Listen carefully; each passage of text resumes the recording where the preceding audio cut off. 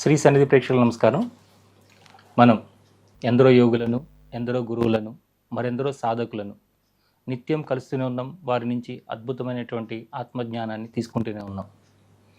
ఈరోజు మన అదృష్టం మనం చేసుకున్నటువంటి పూర్వజన్మ సుకృతం. జ్ఞాన సరస్వతి బిరుదాంకితులు బ్రహ్మర్షి ఆమంచి ఆంజనేయ గురువుగారు. సాక్షాత్తు సరస్వతి స్వరూపంగా వారిలో ఎంతో జ్ఞానాన్ని, అంటే దాని లోతులను మనం కొలవలేము. బయట జ్ఞానాన్ని తెలుసుకోవడానికే ఈ జన్మ సరిపోదంటే వీరి లోతులను కూడా మనం కొలవలేము. అంతటి జ్ఞానాన్ని నింపుకొని రాముడే ధర్మం, కదులుతున్న ధర్మంలాగా ఎలాగైతే ఉన్నారో వారు ఈ జ్ఞానానికి, మన సనాతన ధర్మానికి ప్రతీకగా నిలుస్తూ కంచి కామకోటి పీఠాధిపతుల నుంచి మణికంఠదాస బిరుదుని కూడా తీసుకుని వారు అంటే ఈ రంగంలో, ఈ ఆధ్యాత్మిక రంగంలో ఎన్ని ఉన్నత శిఖరాలు ఉన్నాయో, ఒక జీవితంలో ఒక మనిషి ఇన్ని పనులు చేయగలరా అంటే ప్రాపంచిక జీవితానికి పనికొచ్చే విషయాలన్నీ చేస్తూ దానిలో ఎంతో ముందుకు వెళుతూ కూడా ఈ ఆధ్యాత్మిక మార్గంలో తరగని గనిని వారు సంపాదించుకుని ఉన్నారు. మరి అలాంటి వారు సమయం ఇవ్వడమే మనకి చాలా అదృష్టం. సమయాన్ని ఏమాత్రం వృధా చేయకుండా వెంటనే సత్సంగం ప్రారంభిద్దాం. నమస్కారం గురుగారు. నమస్కారం బాబు. చాలా సంతోషం గురుగారు. ముందుగా మన గురు ప్రార్థనతో మన కార్యక్రమం మొదలు పెడతాం. శ్రీ గురుభ్యో నమః. గణానాం త్వా గణపతిగం వవామహే కవిం కవీనాముపమస్రవస్తవం జ్యేష్ఠరాజం బ్రహ్మణాం బ్రహ్మణస్పత ఆన శృణ్వన్నోతిభిः సీదసాదనం శ్రీమహాగణాధిపతయే నమః. ప్రణో దేవీ సరస్వతి వాజేవిర్వాజినీవతి ధీనామవిత్ర్యవతో మహాదేవ్యై చ విద్మహే విష్ణుపత్నీ చ ధీమహి తన్నో లక్ష్మీ ప్రచోదయాత్. ఓం భద్రం కర్ణేభిः శృణుయామ దేవాః భద్రం పశ్యేమాక్షవిర్యజత్రాః స్థిరైరంగైః స్తుష్టువాగంసస్తనూభిः విసేమ దేవహితం యదాయుః. స్వస్తి న ఇంద్రో వృద్ధశ్రవాః స్వస్తి న పూషా విశ్వవేదాః స్వస్తి నస్తాక్షో అరిష్టనేమిః స్వస్తి నో బృహస్పతిర్దదాతు. ఓం శాంతి శాంతి శాంతి. మాస్టర్ సివి గారికి, ఎకరాల కృష్ణమాచారి గారికి, చల్లా రాధాకృష్ణమూర్తి గారికి, అయ్యప్ప స్వామి దీక్షను ఇచ్చిన నా ఎస్వి దండపాణి గారికి నమస్కరిస్తూ, భగవత్ భక్తులందరికీ కూడా నమస్కారం చేస్తూ, ఆధ్యాత్మ చింతలో నేను ప్రవేశించడానికి నాంది ఏంటంటే 76లో నేను ఎస్వి దండపాణి గారి చేత మాలాధారణం చేయించబడ్డాను. అయ్యప్ప మాల. అప్పటి వరకు నేను ఒక బస్సు ఓనర్ని. ఈ బస్సు యాత్రకి వెళ్ళాలని వారు వెళ్ళటం వల్ల యాత్రకి ఇస్తానులేం బాబుని, మంచి కార్యక్రమం కదా అని అన్నాం. అలా కాదు మీరు కూడా రండి అని చెప్పేసి మా గురువుగారు అన్నాం. అయితే మనం బస్సు ఎడుతున్నాం కదా అంటే వస్తానంటే అలా కాదు బాబు మీరు దీక్షలో రావాలన్నారు. వారి 76లో కాకినాడ వెళ్ళి వారి చేత పవిత్ర ఆస్తమాల చేత నేను మాలధారణ చేసి వారితో ప్రతి సంవత్సరం 84 దాకా ఆయనతో వెడుతూ ఆయన పరంపరం నారాయణ సమారంభాం శంకరాచార్య మధ్యమం అస్మదాచార్య పర్యంతం వందే గురు పరంపరం అన్నారు. మొట్టమొదటి గురువు నారాయణుడైతే, ఆది శంకరాచార్యుల మధ్యమాలైతే నా గురుదేవులు ఈ అయ్యప్ప స్వామి దీక్షనిచ్చిన ఎస్వి దండపాణి గారు. అలాగే జగద్గురు పీఠం ఎకరాల కృష్ణమాచారి గారు, వారి దగ్గర శుశ్రూష చేశాను కృష్ణమాచారి గారు. అలాగే చల్లా రాధా కృష్ణమూర్తి గారని 12 భాషలో నిష్ణాతులు. ఆరం చల్లా అంటారు. ఆరం చల్లా అంటే చల్లాకాలం నుంచి ఇండియన్ ఎక్స్ప్రెస్లో 30 సంవత్సరాలు ఏకదాటిగా ఆయన శీర్షికలు రాసిన మహానుభావుడు. ఆయన దగ్గర నేను ఋగ్వేదం చదువుకున్నాను. అలాంటి మహాత్ముల సాన్నిధ్యంలో నాకు కొన్ని తెలిసిన విషయాలు, నేను బాగుపడ్డ విషయాలు కొన్ని ప్రేక్షకులు చెప్పాలని సాధన చేస్తున్నాను. దాంట్లోని చాలా చిన్న స్థాయి నుంచి ఈ స్థాయి దాకా ఎదగడానికి ముఖార విందే ఖరార విందం, ఖరార విందే ముఖార విందం, ముఖం చూడగానే నమస్కరించాలనే భావం ఆ వ్యక్తిలో కలగడానికి ఆ ముఖంలోని వర్చస్సు, ఆ వర్చస్సును చూసి ఎప్పటి ముఖార విందా ఖరార విందం, ఖరార విందే ముఖార విందం, ఆ కరములు చూడగానే ఆనందం ఉప్పొంగుతూ హృదయం చిరునవ్వుతో నవ్వాలి. అది మానవ జీవితం. ఆ మానవ జీవితంలో సార్థకం చేసుకోవడానికి అలాంటి మహాత్ముల యొక్క సాన్నిధ్యంలో ఉన్నాం కాబట్టి ఇది ఒక అయస్కాంతం లాంటిది. గురు భక్తి అంటే గురువు అంటే గురువు లేని విద్య గుడ్డి విద్య అన్నారు. గురువు అనుగ్రహం చేతే మనకి ఇంత స్థాయికి ఎదగడానికి. అవును. ఆ గురువుల కటాక్షంతో వీడు మంచి వృద్ధులు వస్తాడు అని చెప్పి సంకల్పించి మనసులో భావం కలిగితే అదే మనం ఈ స్థాయికి తీసుకెడుతుంది. ఈ స్థాయికి రావడానికి సద్గురువులు ఆర్ఎం చల్లా గారు, రాధాకృష్ణమూర్తి గారు అంటారు. ఆర్ఎం చల్లా అంటే ఇంకరాల కృష్ణమాచార్య గారు, ఎస్వి దండపాణి గారు, అలాగే పొంబా సరస్వతి, మల్లంపల్లి సర్వేశ్వర శర్మ గారు, వారి దగ్గర కూడా నేను విద్యను నేర్చుకున్నాను. ఇలాంటి మహాత్ముల సాన్నిధ్యంలో ఉండటం వల్ల నేను కొన్ని విషయాలు నేర్చుకుని అయ్యప్ప స్వామి పూజలు చేయటం, 76 నుంచి మాల వేసుకుని ప్రతి సంవత్సరం కూడా మండలానికి మకర వేళకి 2 పర్యాలను వెళ్ళడం, నేను ఎన్నో లక్షల మందికి మాల వేయటం, మాల ధరించిన తర్వాత విరుముడి కట్టడం, నేను పాదయాత్ర సంవత్సరం 2 పర్యాలు శబరిమల ఎడుతూ 76 నుంచి ఇప్పుడు ప్రయాణం చేస్తున్నాం. నా భక్తులు అయ్యప్ప స్వామి పూజలో చూసి మా గురువు గారికి ఉండాలని సన్నిధానంలో కూడా నాకు కాటేజీ కట్టించారు. శబరిమలలో కూడా నా శిష్యుల సమక్షంలో జరిగింది, నా సొంతం కాదు, వారందరూ ఉండాలని. శబరిమల వెళ్ళినప్పుడు నివాసం చేయడానికి నాకు కాటేజీ కూడా కట్టించారు. ప్రతి సంవత్సరం జరుగుతూ నేను 76 మొదలు పెట్టిన తర్వాత కోటి బిల్వార్తిని చెప్పేసి 18వ ఏట నేను 18 మాసాల దీక్షలో ఉన్నాను. 18 నెలలు దీక్షలో ఉన్నాను. మండల దీక్ష అంటే 41 రోజు చేస్తారు. అలాగే అది మామూలుగా 3 మాసాలు దీక్ష చేసిన రోజులు 100 దీక్ష. అలా కాకుండా 18 మాసాల కంటిన్యూస్ దీక్ష. 18వ ఏట మొక్క నాటిన తర్వాత ఆ మొక్కది సన్నిధానంలో వేయాలనే సంకల్పం చెప్తుని నేను, నా శిష్యుడు మల్లంపల్లి సీతారామయ్య అని చెప్పేసి పెద్ద వృద్ధుడు, ఆయన 95 సంవత్సరాల వయస్సు, ఆయన నా శిష్యుడు. ఆయన ఒక తోటలో ఒక కొబ్బరి మొక్క నాటి ప్రతిరోజు పూజ చేస్తూ 18 మాసాలు దాటిన తర్వాత నేను కొబ్బరి మొక్కను తీసుకెళ్ళి శబరిమలలో అంకురార్పణ చేశాం. ఇంచేతంటే శబరిమల యొక్క నియమం ఏంటంటే అయ్యప్ప స్వామికి ఒక్కొక్క సంవత్సరం ఒక్కొక్క నారికేళాన్ని తీసి ఒక్కొక్క మెట్టుకు కొట్టి ఒక్కొక్క మెట్టుకు ఒక్కొక్క దుర్గుణాన్ని వదిలేసుకోవడం. 18 మనకి భగవద్గీత అధ్యాయాలు 18, పురాణాలు 18కి మనకు ప్రాముఖ్యత ఉంది. అంటే తల్లి గర్భంలో 9 మాసాలు ఉంటాయి. 9, 9, 9 18 సంవత్సరాలకు 18 మెట్లకు ఒక్కొక్క మెట్టుకి ఒక్కొక్క కొబ్బరికాయ కొట్టుకుని ఒక్కొక్క అవలక్షణానికి ఆ ఎందుకంటే పరిపూర్ణులు అవుతారనమాట. అందుకని 18 మాసాలు 18 యాత్ర చేస్తూ 18 మాసాలు దీక్షలో ఉండాలని చెప్పేసి అయ్యప్ప స్వామి దీక్ష ఉండి నా శిష్యులందరూ సహకారంతో కోటి బిల్వార్త నిర్వహించాను రాజమండ్రిలో 10,000 మంది స్వాములతోటి. 18 నెలలు పూర్తి దీక్షలో ఉన్నాను. 18 మాసాల దీక్ష అయిపోయిన తర్వాత కోటి బిల్వార్తను 10,000 మంది సమక్షంతో అయ్యప్ప స్వామి పూజ నిర్వహించాం. అది భక్తులందరూ సహకారంతో. ఆ పూజలోని ఇక్కడ మామూలుగా రాజమండ్రిలో మహా గొప్ప దాత ఉండాడు, అని మామూలుగా మేడపాటి సీతారామరెడ్డి గారు, వారి ఆధ్వర్యంలో నిర్వహించాం. ఆ పూజలో భాగంగానే జక్కంపూడి రామ్మోహన్ గారు పూజ చూసి ఆ వేదిక మీద పూజ జరుగుతుండగా 1,00,000 రూపాయలు తీసి గురుదక్షిణగా ఇచ్చారు వేదిక మీద. అది అయ్యప్ప స్వామి అనుగ్రహం. ఇంచేత ఈ 18 మాసాల దీక్షలో ఉండి 18 సంవత్సరాలు వెళ్ళిందంటే ఏంటి, నాలో ఉన్న అహంకారం ఒక్కొక్కటి చంపుకుంటే 18 సంవత్సరాలు అయిన తర్వాత పరిపూర్ణుడు అంటే అప్పుడు నా ఉద్యోగరీత్యా నా భుక్తి కోసం నేను మోటార్ ఫీల్డ్ అంటేనే మోటార్ ఫీల్డ్, ఎదరవాళ్ళతో దెబ్బలాడి అలాంటి సాత్వికంగా అవడానికి కారణం ఏంటంటే ఎస్వి దండపాణి గారు నాకు మాల వేయటం, ఎకరాల కృష్ణమాచార్య గారు శుశ్రూష చేయటం, ఆర్ఎం చల్లా గారి దగ్గర నేను వేదం నేర్చుకోవటం, అలాంటి మహాత్ముల యొక్క సాన్నిధ్యంలో ఉండడం వల్ల నేను మారడం జరిగింది. ఈ మారిన తర్వాత నేను అయ్యప్ప స్వామి దీక్ష ఆయన పరందించిన తర్వాత దండపాణి గారి తర్వాత మీరు గురువుగా ఉండాలని వాళ్ళందరూ భక్తుల సమక్షంలో వాళ్ళు కోరుకుంటే నేను గురువునయ్యి ప్రతి సంవత్సరం నేను వేలాది మంది మాల వేసి తిరుమల కడుతూ శబరిమల ప్రతి సంవత్సరం పెడుతున్నాను. శబరిమల అయ్యప్ప స్వామి మాల వేసుకున్న తర్వాత ఇలాంటి వాడైనా మారటం. దాంట్లో విశేషం ఏంటంటే మనం చిన్న వృత్తాంతాన్ని చెప్పుకుందాం. గణపతి పూజలో విశేషమైనది ఏంటంటే 21 పత్రములతో పూజ చేస్తాం. ఒక పత్రం ఒక ఋషి ఒక పత్రంగా అవతరించారు. దాంట్లో విశేషమైనది మారేడు దళంతో అర్చిస్తాను, నేరేడు, అలాగే ఎలగపండు అని కపిత్త ఫలం అంటారు. ఇలాంటి పత్రాలతో 21 పత్రాలతో మనం గణపతి పూజ చేస్తాం.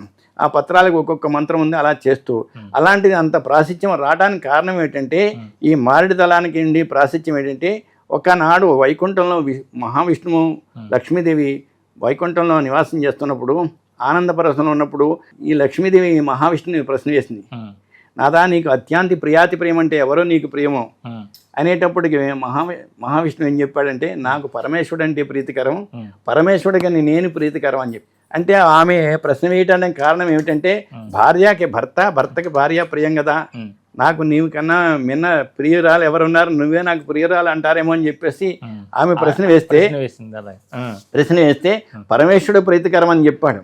అయితే ఇంకొకసారి మళ్ళీ ప్రశ్న వేసింది, శివభక్తుల్లో శ్రేష్ఠులు ఎవరు నాథుడు అని అడిగితే, ఎవరైతే 108 కమలాలతో శివార్చన చేస్తారో, 1 సంవత్సర కాలం ఎవరు చేస్తారో వాళ్ళు శివభక్తుల్లో శ్రేష్ఠులమ్మా.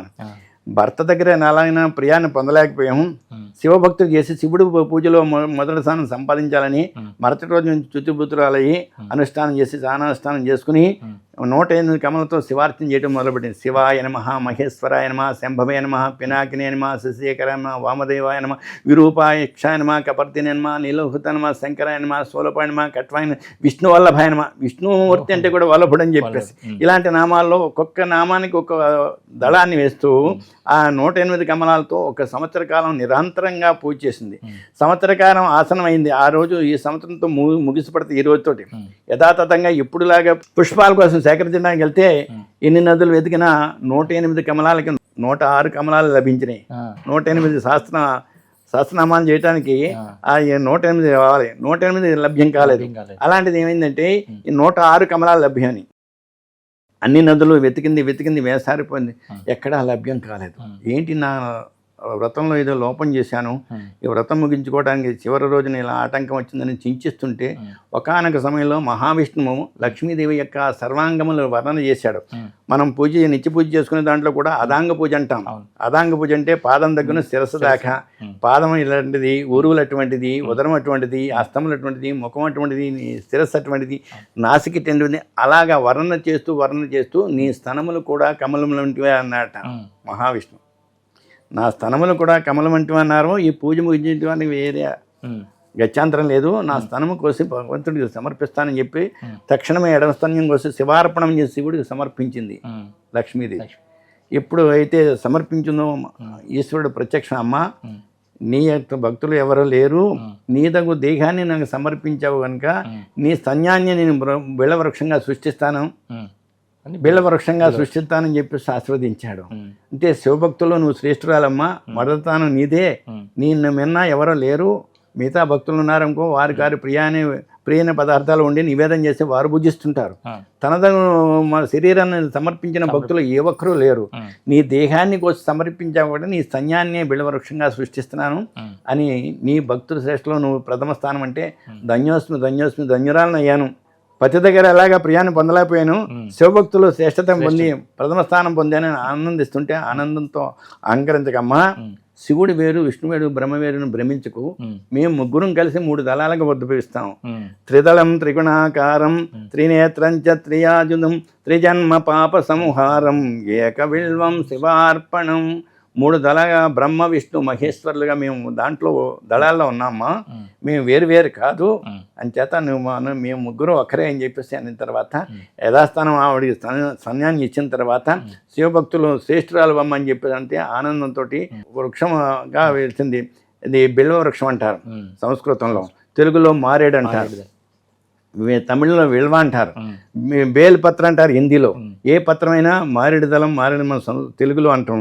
మారేడంటే ఈ వృత్తాంతాన్ని ఎందుకు చెప్పానంటే, నేను మాల వేసుకోకపోకముందు అనేక రకాలుగా నేను చెడు సావాసాలు చేసిన వాడిని, కానీ మాల వేసుకున్న తర్వాత మహనీయుల యొక్క అనుగ్రహం చేత నేను మారాను. మారేడు అనే ఖ్యాతి ఆ మారేడు పత్రానికి ఎలాగ ప్రాప్తించిందో ఈ అయ్యప్ప స్వామి దీక్ష చేసుకున్న భక్తులు కూడా అలా మారుతారు. మారితేనే మారేడు. ఈ యొక్క దీక్ష చేయటం వల్ల, ఇలాంటి గురువుని ఆశ్రయించడం వల్ల, ఇలాంటి సత్సంగత్యం చేయటం వల్ల మారేడు అని చెప్పేసి మారేడు అనే పదాన్ని మనం అలంకరించుకోవాలి. జీవితం కొనసాగించడం కాదు, అందరిలాగా పుట్టడం, అందరిలాగా వెళ్ళిపోవటం కాదు, కొందరిలాగా జీవించాలి. మనం పోయిన తర్వాత కనీసం నలుగురైనా ఆయన లేక ఈ లోటు వచ్చిందనే భావన కలిగాను. అలాంటి విశేషమైన దీక్ష అయ్యప్ప స్వామి దీక్ష.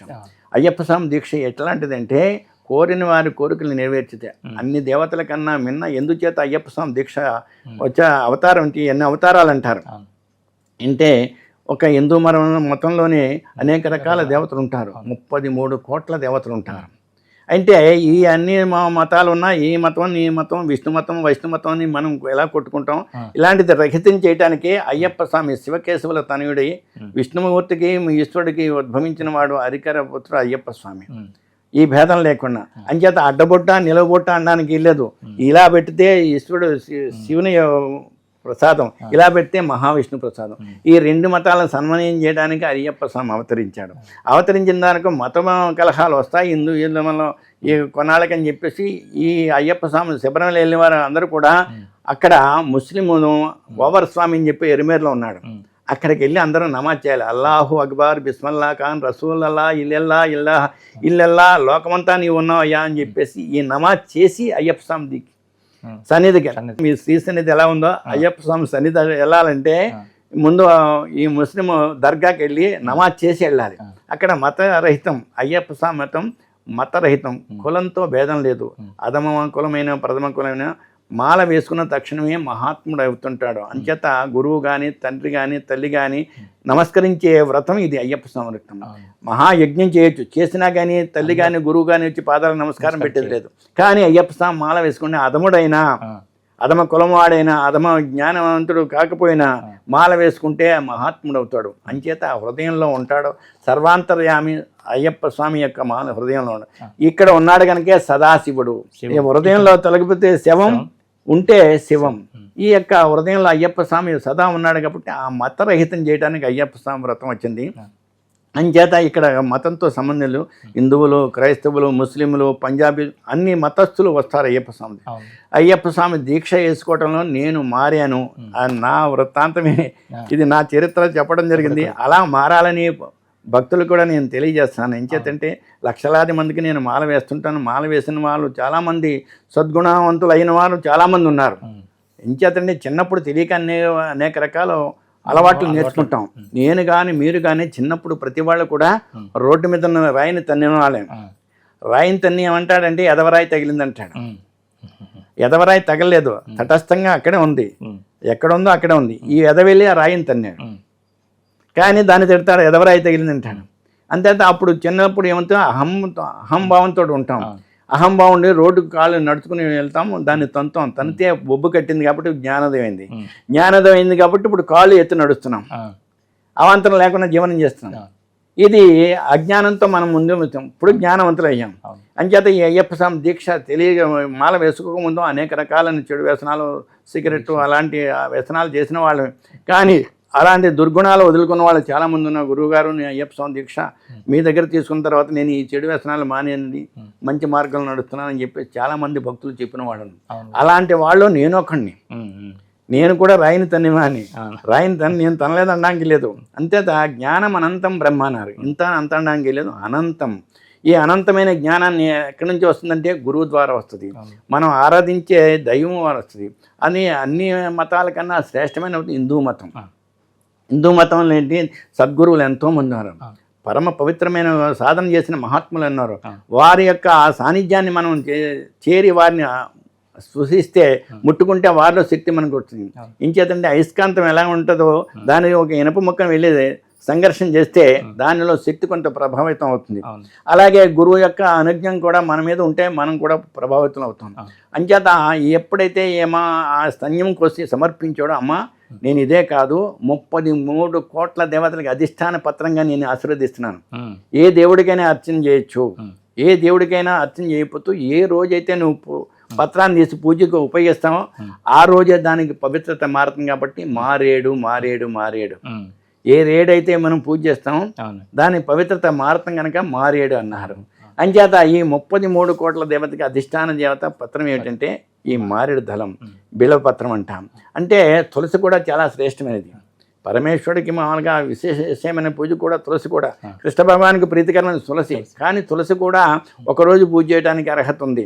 రెండో రోజు దాచుకొని మనం పూజ చేద్దామంటే వాడిపోతుంది, కుళ్ళిపోతుంది, దాన్ని పూజ చేయడానికి అధికారం లేదు. కానీ మారేడు పత్రం అలా కాదు, ఒక రోజు కోసిన పత్రం సంవత్సరంలో ఏ రోజైనా పూజ చేయొచ్చు, సంవత్సర కాలంలో ఏ రోజైనా పూజ చేయొచ్చు. ఎందుకు అంత ప్రాశస్త్యం అంటే లక్ష్మీదేవి యొక్క దేహం నుంచి ఉత్పన్నమైంది కనుక మాలూర అనే పదంతో ఉద్భవించింది.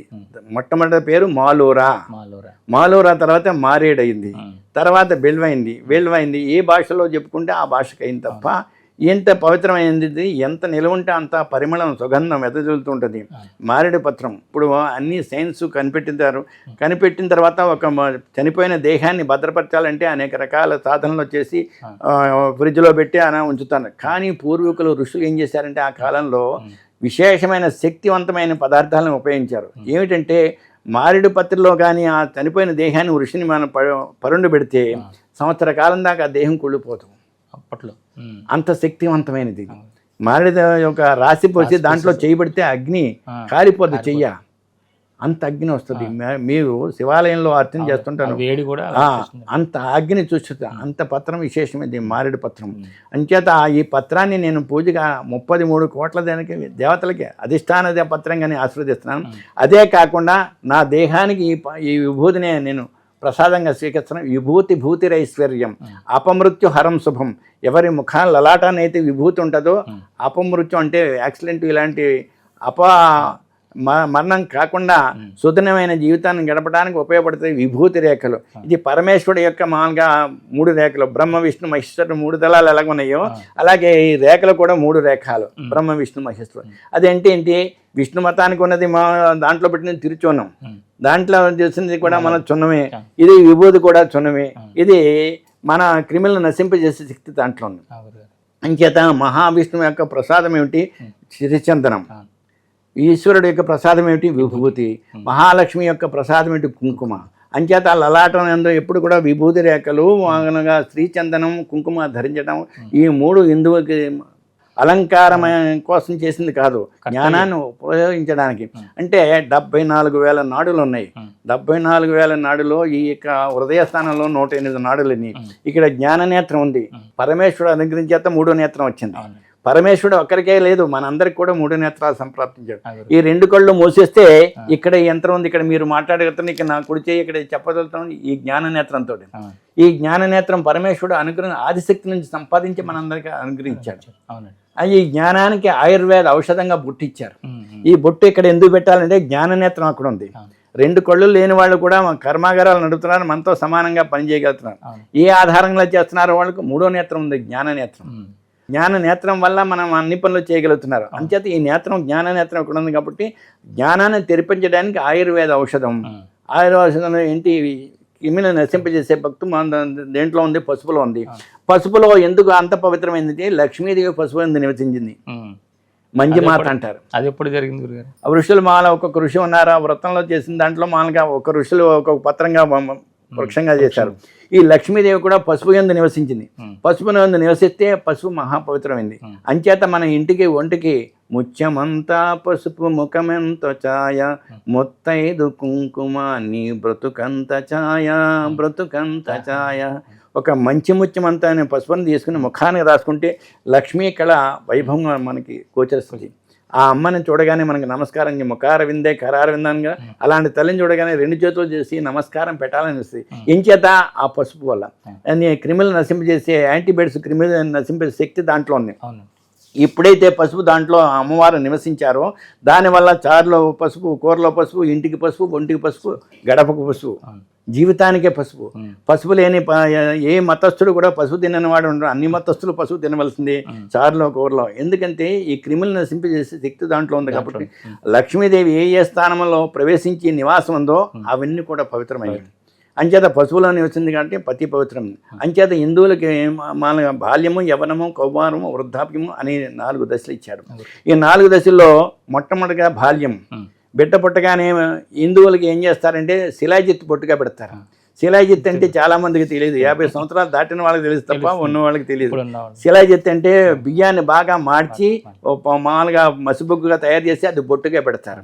శిలాజిత్తు అంటే బియ్యంతో ఆధారం, మనిషికి జీవనాధారం అన్నం కాటి. అంచేత ఆ తండులాలు అంటారు సంస్కృతంలో. తండులాలను వేపిన తర్వాత దాంతో తయారు చేస్తారు, అది బొట్టు పెడతారు. బొట్టు పెట్టడం కాకుండా బొగ్గ మీద ఒక చొక్క కూడా పెడతారు బాలికి. ఎందుకు ఆ బొగ్గ మీద చుక్క పెడతారంటే దినదిన ప్రవర్ధమానం ఎదుగుతుంటుంది ఆ బాలిక. ఎదిగినప్పుడు మామూలుగా ఆమె దిష్టి దోషం తొలగడానికి ఏం చేస్తారంటే బొగ్గ మీద చుక్క పెడతారు. పక్కింటి ఆవిడ చూస్తుంది, ఈ మీ మనవరాలు నిన్నగాక మనం పుట్టింది ఇంత పెద్దది అయిపోయిందా అంటారు.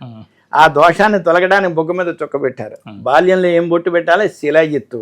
అంచేత 12-10 సంవత్సరాల్లో రజస్సులు అవుతారు స్త్రీలు. 12-10 సంవత్సరాల రజస్సు అయితే, రజస్సు అంటే రక్తం స్రామైంది కనుక రజస్సు. రజస్సుకి ప్రత్యేకం అంటే రక్తానికి ప్రత్యేకం ఏమిటంటే తిలకము ధారణం చేయాలి. అది 12 సంవత్సరాల నుంచి తిలక ధారణం చేస్తారు. అప్పటిదాకా శిలాజిత్తి పెడతారు. శిలాజిత్తి పెట్టిన తర్వాత ఏం చేస్తారు? రజస్సులు అయిన తర్వాత తిలక ధారణ చేస్తారు. తిలక ధారణ చేసి విద్యాభ్యాసాలు అయిపోయిన తర్వాత అని ఒక ఇంటి ఆ ఏకి ఇచ్చి వివాహం చేసిన తర్వాత అప్పుడు పసుపు కుంకుమతో అత్తవారింటికి పంపుతారు. అప్పుడు పసుపు కుంకుమ ప్రారంభమవుతుంది. ఈ పసుపు కుంకుమలో విశేషమంది ఇప్పుడు వాడుతున్న పసుపు కుంకాలు కానీ ప్రమాణమైన కుంకాలు కాదు. పూర్వం మనం మా అమ్మమ్మలో మునమ్మమ్మలో కూడా వాళ్ళు తయారు చేసుకున్నారు. ఎవరింట్లో వాళ్ళు చేసుకున్నారు. ఎలాగంటే పసుపు కొమ్ములు దంచి దాంట్లో కుంకుమ రాళ్ళు వేసేవారు. మన ఇంట్లో తయారు చేసేవారు. ఆ రాతి కుంకుమ చాలా శ్రేయస్కరం కాదు. అది కొంచెం ప్రమాణం కానీ ఇంకా ప్రమాణం ఏంటంటే చాలా మందికి తెలియదు. ఆ కుంకాన్ని లక్ష్మీ కుంకుమ అంటారు. ఆ కుంకుమ యొక్క ప్రాశస్త్యం నేను చెబుతాను. ఇంచేతంటే కుంకుమ రాళ్ళు వేసి చేశారు కాబట్టి రాతి కుంకుమ ఎర్రగా ఉన్నాను. కానీ అది కాకుండా ఈ కుంకాన్ని లక్ష్మీదేవి కుంకుమ అంటే అవి మామూలుగా దుంప పసుపు దంచాలి. పసుపు కొమ్మలాగానే చల్లగా ఉంటాయి, పొడిగా ఉంటాయి. దుంప పసుపు పొట్టిగా ఉంటాయి, దుంపలాగా ఉంటాయి, సేవ దుంపలా ఉంటాయి. అది దుంప పసుపు. ఈ కొమ్ములాగా ఉన్నాయి, చాలా అల్పంగా ఉంటాయి. దాన్ని పుచ్చిపోతాయి, వెంటనే పుచ్చిపోట్టేస్తుంది. అంటే దాంట్లో వెలిగారం వేయాలి. మన కుంకుమ రాళ్ళకు ప్రత్యామ్నాయంగా ఏం చేయాలి? వెలిగారం వేయాలి. వెలిగారం వేస్తే నిమ్మ పండ్ల రసం వేస్తే ఎర్రటి కుంకుమ తయారవుతుంది. ఏం చేతనే వెలిగారం వేయడానికి బంగారం కానీ వెండి కానీ కరగబెట్టాలంటే వెలిగారం వేస్తే నేను కరగదు. ఈ ఇంద్రియాలని కూడా మనగా సుధనం చేయడానికి దోహదపడుతుంది వెలిగారం. అలాగే ఈ పసుపు మామూలుగా యాంటీబయాటిక్స్ క్రిమినల్ నశింపే శక్తి ఉంది కాబట్టి దాంట్లో విటమిన్ సి నిమ్మపండ్లు రసం వేయాలి. నిమ్మపండ్లు రసం వేసి తయారు చేస్తే అది కుంకుమ ముఖాన్ని కుంకుమ. అది ఆ కుంకాన్ని తెరితే పూర్వస్థుతులు గుర్తొస్తాయి. అది లక్ష్మీ కుంకుమ. అది బజార్లో అమ్మే కుంకుమ కాదు. ఇప్పుడు మన వాళ్ళు అందరూ వాడుకున్నది బజార్లో అంగళ్ళలో కొనుక్కున్నది. అదంతా కూడా కెమికల్తో తయారు చేసింది. ఆ కెమికల్ తయారు చేయడం వల్ల ఏమవుతుందండి? ఎలర్జీ వచ్చి మచ్చ వచ్చేస్తుంది. మాయదారి కుంకుమ మాకెందుకమ్మా అని చెప్పేసి బొట్టు కూడా మానేసి శాశ్వతంగా ఉండి స్టిక్కర్లు అంటించుకుంటున్నారు. దానివల్ల ప్రమాణం కాదు. మీరు పండరీపురంలో మీరు చెప్పిన ఈ విషయాన్ని విని ఈ దేవీ నవరాత్రుల నుంచి ఇదే ఫార్ములాలో మనం శ్రీ సన్నిధి నుంచి ఇదే కుంకుమ తయారు చేసిస్తున్నాం గురుగారు. అందరికీ సంతోషం, చాలా సంతోషం. మీరు పండరీపురంలో మాకు ఈ విషయం చెప్పినప్పుడు నేను విన్నా. సరే ఇది కాదని చెప్పేసి ఇప్పుడు నిమ్మకాయలన్నీ తీసుకొచ్చి అవన్నీ కట్ చేసి రసాన్ని తీసి దాంట్లో వెలిగారం ప్లస్ ఈ దుంప పసుపులు మీరు అందుకే నాకు ఇంత క్లారిటీగా తెలుసు. మీరు చెప్పింది విని నేను మార్కెట్కి వెళ్ళి మళ్ళీ దుంప పసుపులు ఇప్పుడు సేకరించి బస్తాలు తెచ్చి పెట్టాము. అలాగే ఎందుకంటే ఇది అందించాలన్నారు మీరు ఖచ్చితంగా. ఎందుకంటే ఇది పెట్టుకుని మచ్చలు అయిపోతున్నాయి, ఇబ్బందులు పడుతున్నారు, రకరకాలని తీసేస్తున్నారు. కాబట్టి ఈ కుంకుమ ధారణ చేస్తే కనుక చాలా అద్భుతంగా ఉంటుంది. మీరు ఆ రోజు చెప్పిన విషయం మళ్ళీ ఈరోజు మీరు మళ్ళీ దాన్ని ధృవీకరించారు. చాలా సంతోషం గురుగారు. అంచేత అలాంటి ప్రమాణమైన కుంకుమ పెట్టుకుంటే అలర్జీ కానీ మచ్చ కానీ రాదు. అది ఎందుకంటే జ్ఞాననేత్రం ఇక్కడ ఉందని పరమేశ్వరుడి నుంచి తర్వాత ఒక సబ్జెక్ట్లో చెబుతాను నేను. అది అంటే ఆదిశక్తి నుంచి ఎలా సంపాదించాడు. అంచేత ఇక్కడ 3వ నేత్రం ఉంది. 3వ నేత్రాన్ని తిరుపతి చేయడానికి ఆయుర్వేద ఔషధం ఇచ్చారు. ఏంటంటే విభూతి మాల కాల్షియం కాబట్టి నాడులన్నీ సుధనం చేస్తుంది. దాంట్లో శ్రీచందనం మహావిష్ణు ప్రసాదం కాబట్టి అది చలదనం చేసి సుధనం చేస్తుంది. చందనం పెట్టి మయాన్ని అమ్మవారిని అధిష్టానం చేయాలి కాబట్టి పార్వతనండి, లక్ష్మీదేవనండి, సరస్వతి అనండి. ఈ అమ్మవారి యొక్క ప్రతిరూపం అంటే కుంకుమ. ఆ కుంకుమాన్ని దళాంతితే భర్త ఉన్నంతకాలం అధిష్టానం చేసుకునే యోగ్యత ఉంది. భర్త గతిస్తే తొలగిస్తారు హిందువులకి. ఇంకేత భర్త భార్యకు 3వ నేత్రం వివాహ సమయంలోనే ప్రారంభమవుతుంది. ఇది భర్త నుంచే ప్రారంభం. వివాహం అత్తవారింటికి వచ్చినప్పుడు పసుపు కుంకుమతో ఆమె తరలి అత్తవారింటికి ప్రారంభమవుతుంది. అప్పుడు నుంచి కుంకుమ ధరిస్తుంది. భర్త గతిస్తే అది తొలగిస్తారు హిందూ ధర్మం ప్రకారం. అప్పుడు ఏమి ధరించాలి? విభూతి ఐశ్వర్యం. పరమేశ్వరుడు యొక్క అనుగ్రహంతో ఈ విభూతి ఎవరో? లక్ష్మీదేవి. ఆ కుంకుమ ఎవరో? లక్ష్మీదేవి. లక్ష్మీదేవి స్థనం నుంచి ఉద్భవించింది కాబట్టి విభూతి. మారేడు దళంతో మారేడుకాయలతో తయారు చేసింది విభూతి. లేదంటే ఆ గోమయంలో కూడా లక్ష్మీదేవి నివసించింది. గోవు యొక్క ప్రాశస్త్యంలో లక్ష్మీదేవి యొక్క ఆ పేడలో నివసించింది కాబట్టి ఆ గోమయం కూడా చాలా పవిత్రమైంది. మన ఇంట్లో ఎంత విశేషమైన భవంతులు ఉన్నా కానీ పేడతో అలిగితేనే కానీ శ్రేష్టమైన పూజ కాదు పూజ చేసుకోవడానికి. గోమయం కూడా శ్రేష్టం. గోమూత్రం కూడా అంత పవిత్రమైంది. లక్ష్మీదేవి ఎక్కడెక్కడ నివాసం చేస్తుందో అవన్నీ కూడా పవిత్రమైన స్థలాలైనవి. అంచేత ఆరాధ దైవానికి ఏదన్నా మైలు ఇలాంటి దోషాలు ఉంటే నివృత్తి అవడానికి గోమయంతో గోమూత్రంతో కూడా శుద్ధి చేస్తే అది పవిత్రమవుతుంది. అంచేత రెండో ప్రత్యామ్నాయం ఏంటంటే విభూతి చేసుకోవడానికి గోమయంతో పెడకలతో కూడా తయారు చేసుకుంది విభూతి. పరమేశ్వరుడు దేహాన్ని అలంకరించుకునేది దేహ నిందానికి అలంకారం ఇదే విభూతి. భూతిరైశ్వర్యం అపమృత్యు హరం శుభం. ఎవరి లలాటైనైతే విభూతి రేఖలు ఉంటాయో వారికి అపమృత్యు అనేది సంభవించదు. అంచేత హిందువులకు విశేషమైంది. ఈ విశేషమైనది ఏంటంటే అయ్యప్ప స్వామి భక్తులు అందరూ కూడా విభూతి ధారణ తప్పనిసరిగా చేస్తారు. అంచేత ఈ 3 రేఖలు బ్రహ్మ విష్ణు మహేశ్వరు. నేను విష్ణు మతస్థుడా శివమతస్థుడా అనడానికి లేదు. అన్ని మతాలు దాంట్లో అన్వయించడానికి ఈ అయ్యప్ప స్వామి అవతరించాడు. అయ్యప్ప స్వామి కలియుగ దైవం. అంచేత కోరిన వారి కోరికలు నెరవేర్చే దైవం ఎవరంటే అయ్యప్ప స్వామి. అంచేత శివకేశవుల తనయుడు కాబట్టి శివుడు భేదం విష్ణు భేదం లేకుండా సమన్వయం చేయడానికే అయ్యప్ప అవతారం వచ్చింది. ఇది కేరళలో ఉన్నది. పాదయాత్ర చేస్తూ ఒక్కొక్క మెట్టుకు ఒక్కొక్క సంవత్సరం ఒక్కొక్క కొబ్బరికాయ కొట్టుకుంటూ అది కొట్టిన తర్వాత అరిగిపోయి మాలు ఇరిగిపోయినాయి ఆ మెట్లని కూడా. ఆ 18 మెట్లు కూడా 18 దేవతలు పరశురాముడి చేత నిర్మాణం చేసి పెట్టాడు. సోపానాలు 18 సోపానాలు పరశురాముడి చేత నిర్మించబడింది. ఒక్కో సోపానానికి ఒక దేవత అధిష్టాన దేవతగా అయింది. నేను ఇక్కడ పూజనీయం అవుతానని చెప్పేసి ఒక్కొక్క దేవత ఒక్కొక్క మెట్టుగా అలా 18 దేవతలు 18 మెట్లలో ఉన్నారు. 18 మెట్లలో ఒక్కొక్క సంవత్సరం ఒక్కొక్క అవలక్షణాన్ని వదులుకుంటా. నేను చిన్నప్పుడు మొట్టమొదటి వెళ్ళినప్పుడు సిగరెట్ వదిలేశాను. చైన్ స్మోకింగ్ చేసేవాడిని. అంటే తప్పు చెప్పుకుంటే క్షమార్పణ చెప్పుకుంటే నేను మన్నించబడతాను. ఏం చేద్దంటే సిగరెట్ మాల దుర్వ్యసనమే. కానీ మాల వేసిన తర్వాత ఏదోటి వదలని మా గురువుగారు చెప్పడంతో నేను ఒక సిగరెట్ కాల్చడం మానేశాను. అలాగ ఒక్కొక్క సంవత్సరం ఒక్కొక్క మెట్టుకు కొట్టుకుంటూ వెళ్తే పరిపూర్ణుడయ్యాను. ఇప్పుడు ఇంత జ్ఞానాన్ని సంపాదించడానికి అధికారం ఏంటంటే సత్సాంగత్యం. ఆ సాంగత్యం వల్ల ఇంత మహాత్ముల చేత సన్నిధించండి. అంటే అది హిందువులకు విశేషమైనది అంటే కట్టు బొట్టు ఈ ఆచారాలు ప్రతి దాంట్లో 74,000 నాడులు ఉన్నాయి. ఏ నాడు ఎక్కడుందో చెప్పగలను. దేవతలు ఎలా అవతరించారంటారు. దేవతల గ్రామ దేవతలు అలాగే ఇచ్చారు. ఆ గ్రామ దేవతల నుంచి మన ఈ దేవతలు ఎలా వచ్చారు. ఈ దేవతల నుంచి మన అమ్మమ్మలు ఎలా ఉద్భవించారు. ఈ పరంపర అంటే ఈ సృష్టి యొక్క రహస్యంలో చెప్పుకుందాం. అంచేత విశేషమైనది ఏంటి అయ్యప్ప స్వామి దీక్షలో నేను పునీతునయ్యాను. నాలాగే అందరూ భక్తులు కూడా అవ్వాలని చెప్పేసి సంకల్పిస్తుంటాను. దాంట్లో ఎన్నో వేల మంది మాలలు వేయటం, వాళ్ళకి దీక్ష ఇవ్వటం. దీక్షించిన తర్వాత నేను సుదినమైన గురుగారు మీ చేతితో మాల వేశారు. అయ్యప్ప స్వామి దీక్షించిన తర్వాత నేను సుదిన జీవనం చేస్తున్నాను నేను చెప్పుకున్న వాళ్ళు చాలామంది. దాంట్లో నేను ఒక జీవిని. అంటే అయ్యప్ప దీక్షలో మన వాళ్ళు చేసినంత నిష్టగా వేరే రాష్ట్రంలో కానీ ఇంకొకటి చెయ్యరు. చాలా ఉన్నది. అది కరెక్ట్. అది చెప్పడానికి మామూలుగా మనం అది సాహసించాలి. ఎందుకంటే అంత నియమ నిష్ఠలతో చేస్తాము. రేపు వచ్చే కార్తీక మాసం విజయదశమి నుంచి ప్రారంభిస్తాం మాల వేయటం. ఇలాగా మామూలుగా నవంబర్ 16న గుడి తీస్తారు.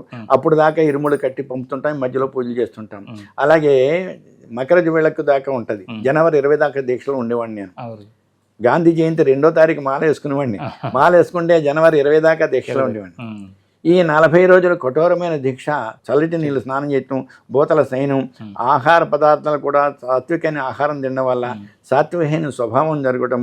ఇంచత ఈ దీక్షలో ఉండేది ఏంటంటే అనేక రకాలైన మామూలుగా చెడు గుణాలను దూరం చేసుకోవడానికి ఒక సాధన. 40 రోజులు ఆ యొక్క మార్గంలో మనం ప్రయాణం చేస్తామనుకోండి, తర్వాత ఈజీగా మనం తప్పుకోవడానికి ఆస్కారం ఉంటుంది. అంచేత ఈ స్నానానుష్ఠానాలు చేయటం 40 రోజులు కఠోరమైన దీక్ష. ఈ దీక్ష ఎవరికి లేదు. అయ్యప్ప స్వామి దీక్ష చేసిన వాళ్ళందరూ కూడా మాల వేసిన తక్షణమే మహాత్ములు అవుతుంటారు. మాల వేయకపోయిందో పేరయ్య, సూరయ్య, నారయ్య పేరు. మాల ధరించిన తర్వాత పేరయ్య స్వామి, వీరయ్య స్వామి, నారయ్య స్వామి, ఆంజనేయ స్వామి, స్వామి అనే పదాన్ని అలంకరించబడ్డానికి ఇంత మహత్తు గల వ్రతం ఏ వ్రతం లేదు.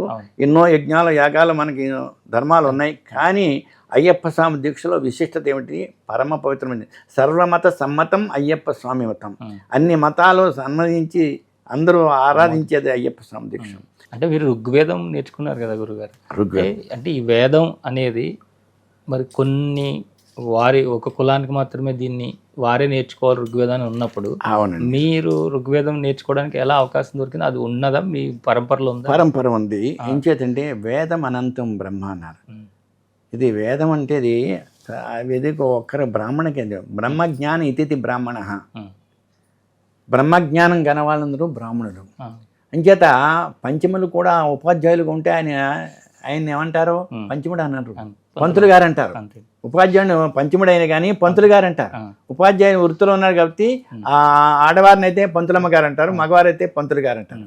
అంచేత వారు ఒక్కరే చదవాలని జ్ఞానం తెలుసుకున్న వారందరూ కూడా బ్రహ్మజ్ఞానం ఇతిథి బ్రాహ్మణ, బ్రహ్మజ్ఞానం గలవాలంటే బ్రాహ్మణులు. అలాంటిది దాంట్లో మాకు కూడా పరంపరంగా వస్తుంది. ఇంకేతంటే సప్త మహర్షులు మొట్టమొదటి భృగు మహర్షి.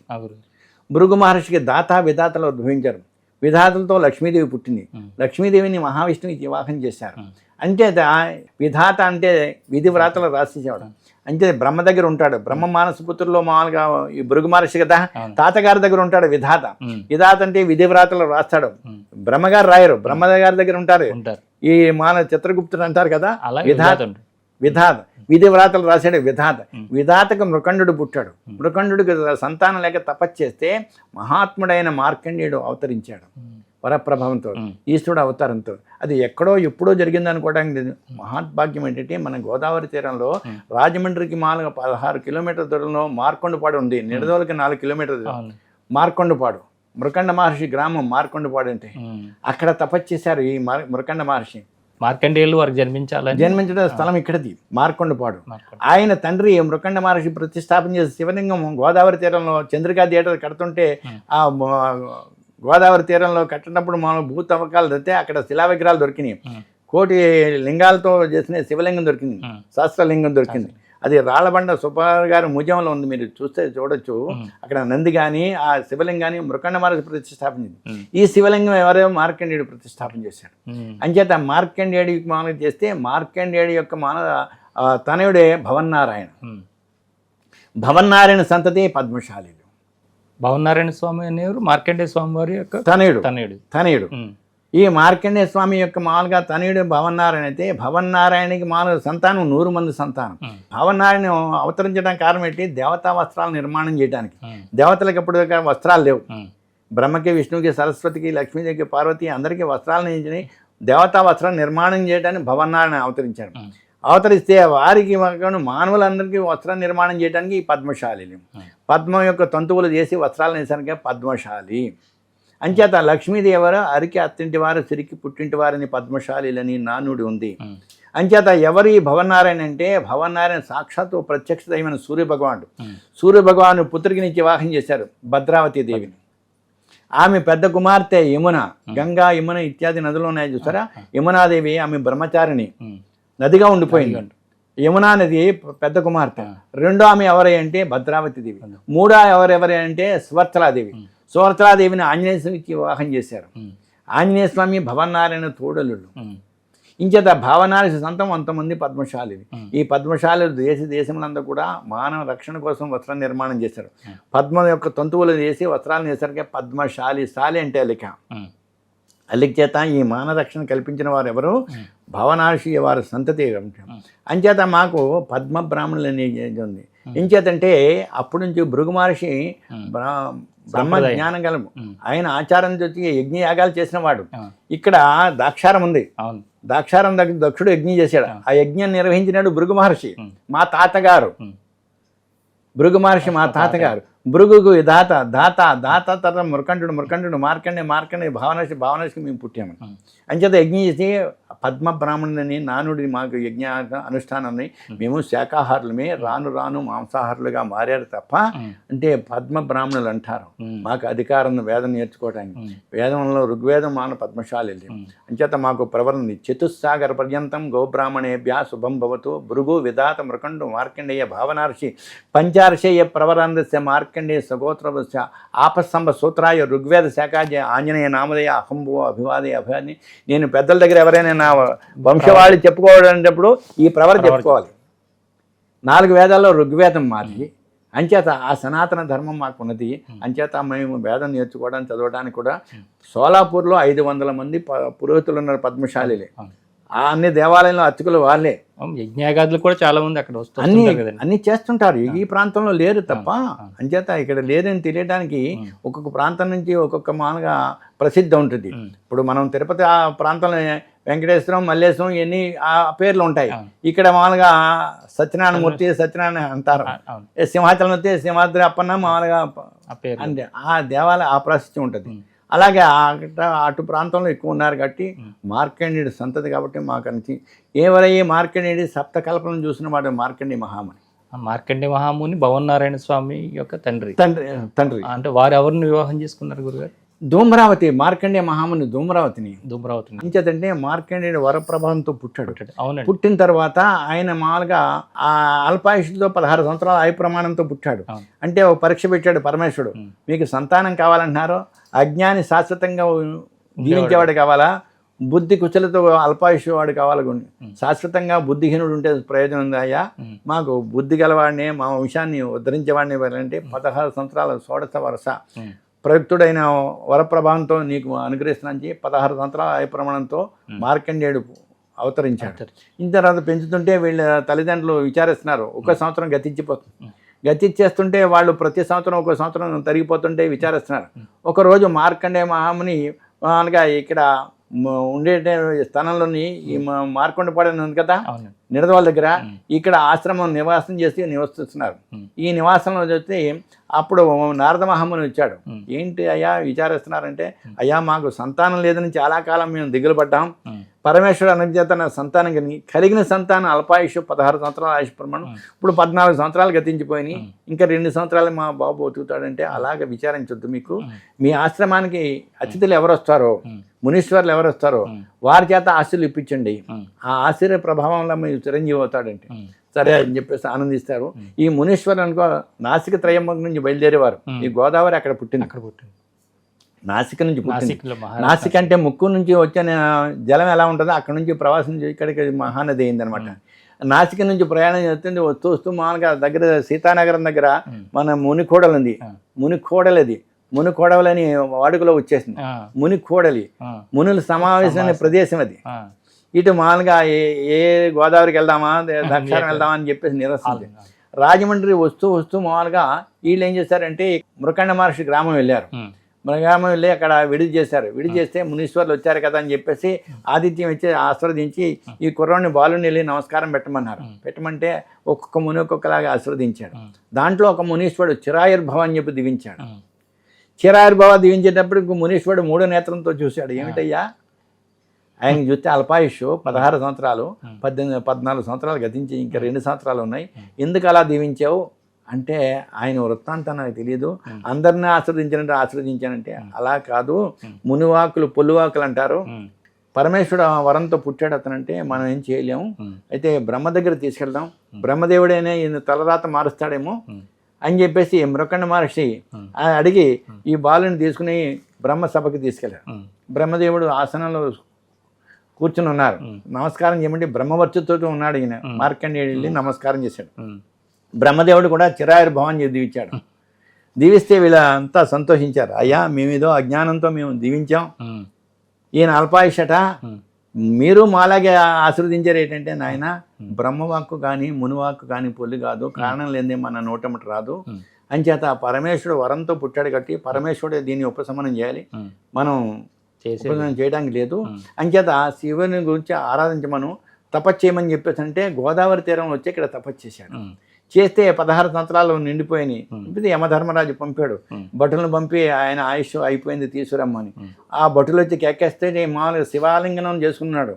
శివుడు వస్తే నాకేమిటండి మృత్యుంజయ మంత్రం అప్పుడే పుట్టింది. త్రయంబకం యజామహే సుగంధిం పుష్టివర్ధనం ఉర్వారకం ఇవ బంధనాత్ మృత్యో మృక్షి యమామృతాత్. యముణ్ణి కూడా అమృతంలాగా మమామృతాన్ని ఉంది, యమామృత కూడా చదువుకోవచ్చు. మమామృతాత్ నన్ను అమృతమయం చేయమని. అంచేత ఓర్వారకం అంటే దోసపండు. దోసపండు ఎలాగైతే పండిన తర్వాత దాన్ని తొడిమి దాని అంతటా దాన్ని తొలగిపోతూ అలాగా మనకుండే భవబంధాలను తొలగించమని చెప్పేసి ప్రార్థన అనమాట. ఆ మృత్యుంజయ మంత్రం జపిస్తుంటూ ఆ శివలింగాన్ని ఆలంగిస్తే ఎంత కేకిస్తున్నా రాలేదు. ఇలా దగ్గరికి వెళ్ళాలంటే అగ్నిజ్వాలలు.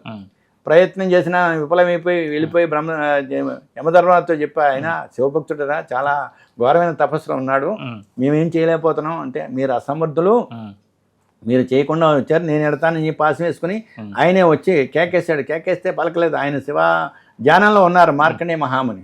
ఆ పాసం వేసి లాగుతుంటే కైలాసంలో శివుడి కంఠాన్ని అలంకరించబడింది. ఆ పాసం ఇక్కడ శివుడు ఆలింగనం చేసుకుని ఉన్నాడు కాబట్టి, శివలింగాన్ని ఆలింగనం చేసుకున్నటువంటి మార్కండేయ మహాముని కైలాసంలో శివుడి కంఠాన్ని అలంకరించింది. ఏమిట్రా నువ్వు నా భక్తుడిని, నా ధ్యానంలో ఉన్నవాడిని వదిలే అంటే, ఎవరు మరణం సంభవించిన తర్వాత ఎవరైనా ఒకటే నేను వదలనని అంటే ఆయన కైలాసం నుంచి వచ్చి ఈ యమధర్మరాజుని సంహరించి ఈయన చిరంజీవిని చేస్తున్నాను, భూమి ఆకాశం అంతకాలం ఈయన చిరంజీవే అని మృత్యుని జయించాడు కాబట్టి మృత్యుంజయుడు అని చెప్పేసి ఆయనకి కీర్తి కూడా ఉంది.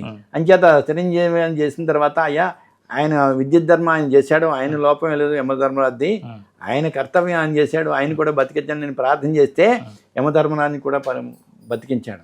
ఈ మార్కండేయుడు మామూలుగా ఈ మృత్యుని జయించిన తర్వాత మళ్ళీ మామూలు ఈశ్వరుడు అనుగ్రహం చేసి ఆయన వేదాలన్నీ అభ్యసనం చేశాడు, దేవితో భాషణ చేసి దేవి భాగవతం రాశాడు.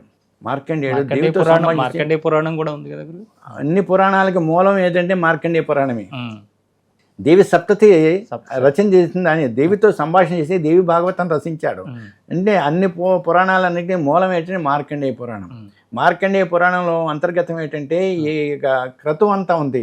కర్మకాండ, పితృతర్పణాలు ఎలా చేయాలి, పిండ ప్రదానం ఎలా చేయాలి, ఈ పితృ దేవతలు ఎలా తరిస్తారు, ఇదంతా కూడా ఖండన ఇప్పుడు జరుగుతున్న మన పురోహితులంతా ఆచరించిందంతా ఈ కర్మలన్నీ ఆయన రచించిందే. ఈ మార్కండేయుడు ఏం చేశాడంటే రచన చేసిన తర్వాత దేవితో సంభాషణ చేసి దేవి భాగవతం రచించాడు. ఈయన శివభక్తుడు కానే కాదు, చాలా మంది శివభక్తుడు అనుకుంటాడు, శివభక్తుడు కాదు, మృత్యుని జయించడానికి ఆరాధన చేశారు. ఆయన మార్కండేయుడు మహావిష్ణు భక్తుడు. మహావిష్ణు భక్తుడే విష్ణుమూర్తిని అడిగాడు, అయ్యా మీరు సృష్టి అంతా సృష్టించారు, ఈ సమస్తం పిపిఏ కాదు బ్రహ్మ పర్యాంతం ఈ సృష్టిలో జరుగుతుంది, అయితే ఈ సృష్టి అంతా ఎప్పుడు నశించిపోద్ది, నశించినప్పుడు ఎలా ఉంటుందో ఆ దృశ్యాన్ని చూడాలంటే ఏంటి నాయన, ఎవరో కోరని కోరికలు చాలా ప్రళయంగా ఉంటుంది, భయంకరంగా ఉంటుంది అంటే నేను చూస్తానంటే చూస్తాననేది ప్రపంచమంతా జలమయం చేశాడు మహావిష్ణు. ఎప్పుడైతే జలమయమైందో చెట్టు చేమయంలో అంతా నీరైపోయింది ప్రపంచం అంతా, దాంట్లో ఇంత లోతులో ఉన్నాడు మార్కండేయ మహాము. ఉండి చూస్తుంటే మామూలు దాంట్లో వటపత్ర సాయిగా దర్శనం ఇచ్చాడు మహావిష్ణు. ఆ మర్యాకు మీద వటపత్ర సాయిగా ఆ కృష్ణ పరమాత్మగా దర్శనం ఇచ్చాడు. ఇచ్చిన తర్వాత ఏంటి దీంట్లో ఉద్భవించాడు, ఈయన ఆద్యాంతాలు తెలుసుకోవాలని చెప్పేసి ఆ యొక్క మహావిష్ణు నాసిక నుంచి ప్రవేశించి అన్ని లోకాలు వెళ్ళాడు. ఏ లోకం వెళ్ళినా అంతుకు దొరకలేదు, తిరిగి వచ్చేసాడు మార్కండేయుడు. ముక్కు నుంచి వెళ్ళాడు, వెళ్ళి తిరిగి వచ్చిన ఆయన నమోస్తనంతాయ శాస్త్రమూర్తి శాస్త్ర పాదాక్షిరోరుబాహువే శాస్త్ర నామనే పురుషాయ శాశ్వతే సహస్రకోటి యుగధారిణే నమః. ఎన్నో యుగాల నుంచి ఉన్నవాను నీ ఆద్యాంతాలు కనుక్కోవడానికి నా తరమా అని చెప్పేసి సమక్షం చేస్తే నాయన ఎవరే కోరని కోరికను కోరావు, ఈ కోరిక వల్ల మామూలుగా నీకు ఇది తృప్తి కలిగిందా అంటే నాయన ధన్యోస్మి అయితే నీకేం కావాలో కోరుకో వరం ఇస్తానంటే నాకు వరం ఏమక్కర్లేదు, నీవే నాకు తనయుడిగా కావాలి, నాకు బిడ్డగా కావాలి, అదే కాలాంతరంలో నీ కోరిక నెరవేరుస్తాను అని చెప్పేసి అభయం ఇచ్చాడు మహావిష్ణువు. ఆయన వచ్చిన తర్వాత హిమాలయంలో తపస్సు చేసుకుంటున్నాడు. తపస్సు చేసుకుంటే ఈ ఋషులందరూ కూడా యజ్ఞాగాలు చేస్తుంటే రాక్షసులందరూ కూడా అడ్వాన్స్ చేస్తున్నారు, యజ్ఞాలను ధ్వంసం చేస్తుంటే దానికి రక్షణ చేసేలాక మళ్ళీ బ్రహ్మదేవుడి దగ్గరికి వెళ్ళారు. చెప్పేది నాయన మహావిష్ణు దగ్గరికి వెళ్ళారు. మహావిష్ణు దగ్గరికి వెళ్తే మహావిష్ణు చెప్పారు, నాయన హిమాలయంలో తపస్సు చేస్తున్నారు మార్కండేయ మహాముని, దానికి ప్రత్యామ్నాయం చెప్తారు, ఆయన దగ్గరికి వెళ్ళండి, తరుణోపాయం తరించడానికి ఉపాయం చెబుతారని అంటే ఈ యొక్క అందరూ వెళ్ళారు. వెళ్ళిన దాంట్లో అగ్నిదేవుడు కూడా సహకారం చేసి అగ్నిదేవుడు దేవతలు మునీశ్వర్లు కూడా కైలాసం వెళ్ళారు. అక్కడ తపస్సు చేసుకుంటున్నాడు మార్కండేయుడు. అయ్యా మాకు ఈ రాక్షస బెడదని తొలగించడానికి ఏదో ఉపాయం చెప్పంటే నేను బ్రహ్మచారిని, ఎవరిని సృష్టించడానికి అధికారం లేదు, నేను బ్రహ్మచారిని అని అంటే ఆ వెళ్ళిన వాళ్ళు వచ్చిన వాళ్ళు అగ్నిదేవుడు కూడా ఉన్నాడు కనుక అగ్నిదేవుడు అంటాడు లోక కళ్యాణార్థం చేసే కార్యక్రమం కాబట్టి నా కూతుర్ని వివాహం చేస్తాను, నేను ధూమ్రావతి అగ్ని మామూలుగా పొగే పుత్రిక, నా పుత్రిక నీ వివాహం చేస్తాను, వివాహం చేసుకుని నువ్వు యజ్ఞం చేయమంటే ఆ ధూమ్రావతిని కళ్యాణం చేసుకుని యజ్ఞంలో భావం చేశాడు. భావం చేయడంలో మంత్రాల పఠనం చేశాడు. 5 మంత్రాలు పఠనం చేస్తే ఆ దాని నుంచి ఉద్భవించే పంచిపుట్టి పుట్టాడు. మహావిష్ణువు నాకు తనయుడుగా అన్నాడు, ఈయన మహావిష్ణువు కాదు అని మళ్ళీ మళ్ళీ యజ్ఞం చేశాడు. యజ్ఞం చేసి భావం చేశాడు, భవన్నారని ఉద్భవించాడు. మొట్టమొదటి పుట్టినవాడు పంచిపుట్టి సంతతి వారంతా దేవంగులు. ఈ భవన్నారాయణ భావం చేస్తే పుట్టాడుగా భవన్నారాయణ సంతతి అంతా కూడా పద్మశాలులు. ఈ పద్మశాలులు దేవంగులు కూడా తల్లిదండ్రులు ధూమ్రావతి మార్కండేయుడు. అయితే ఇద్దరు కూడా ఒక తల్లిదండ్రులు బిడ్డలే. అంటే వాళ్ళు కానీ ఎవరో వీళ్ళకి అత్తగారు ఎవరో మేనత్త ఎవరో లక్ష్మీదేవి.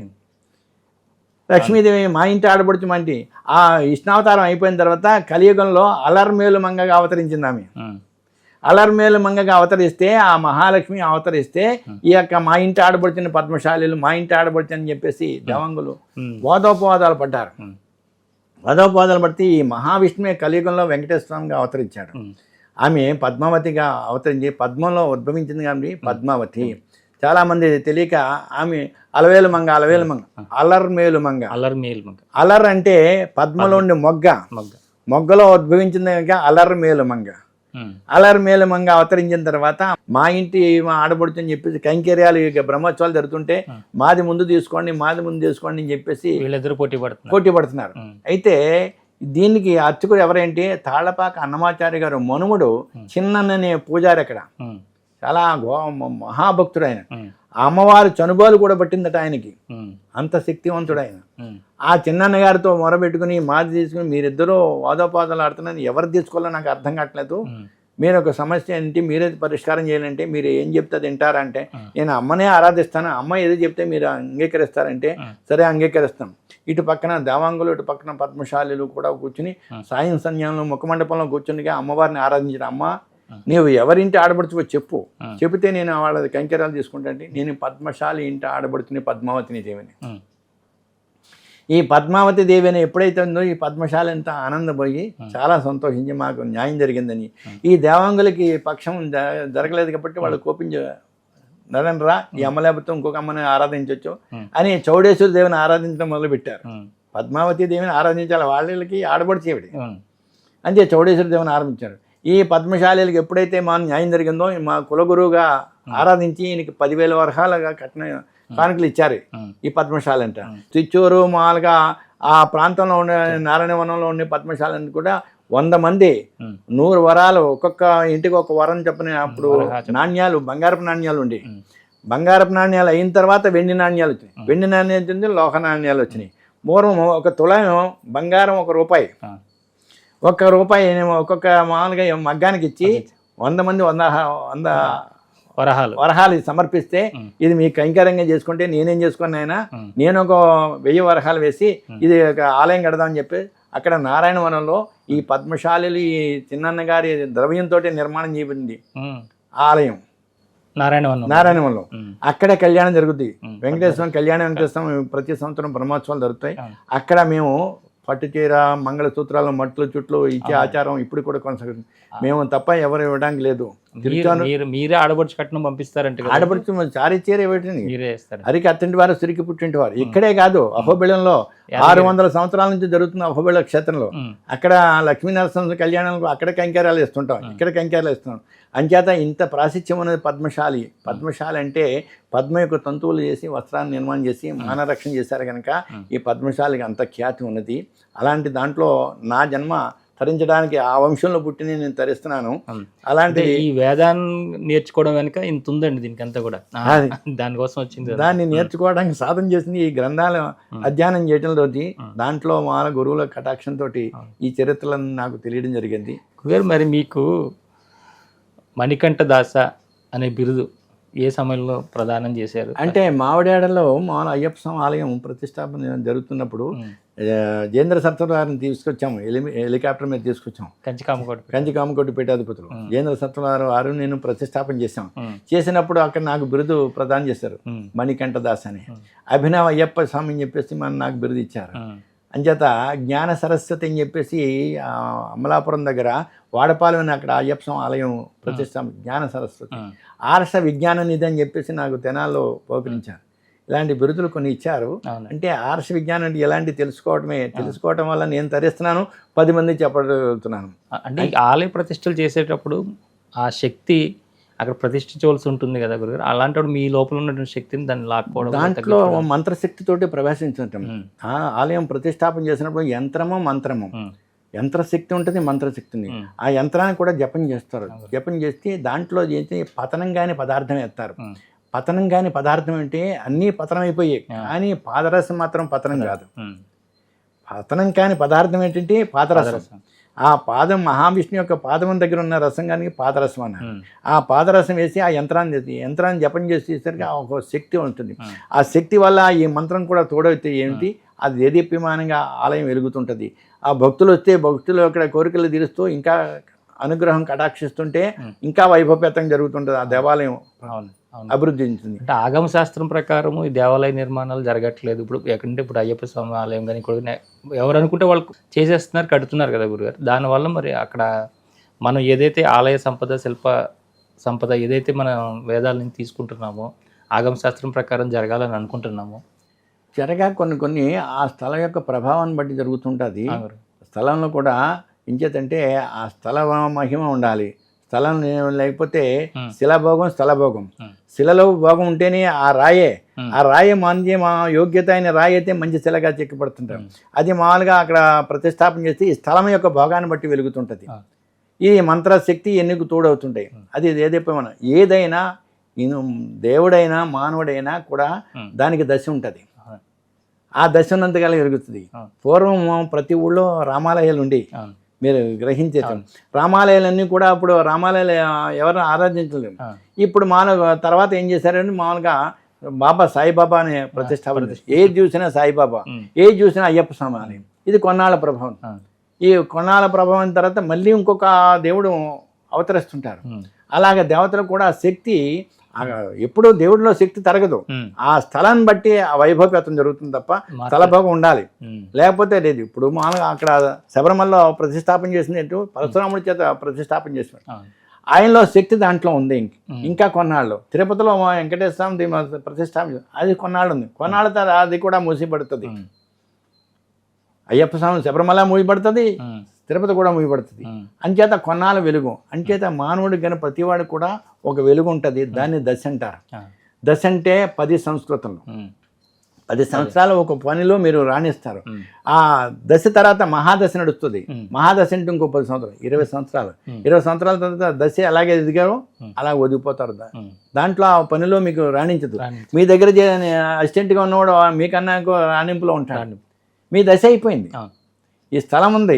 ఈ స్థలం పూర్వం పనికిరాని స్థలం, కానీ ఇక్కడ ఆలయం, ఇక్కడ గృహ నిర్మాణం చేస్తాం. ఇది కొన్నాళ్ళు వెలుగుద్ది, మళ్ళీ కొన్నాళ్ళు తొలగిపోతుంది. అలాగే దేవాలయాలు కూడా భగవంతుల్లో శక్తి ఎక్కడే పోదు.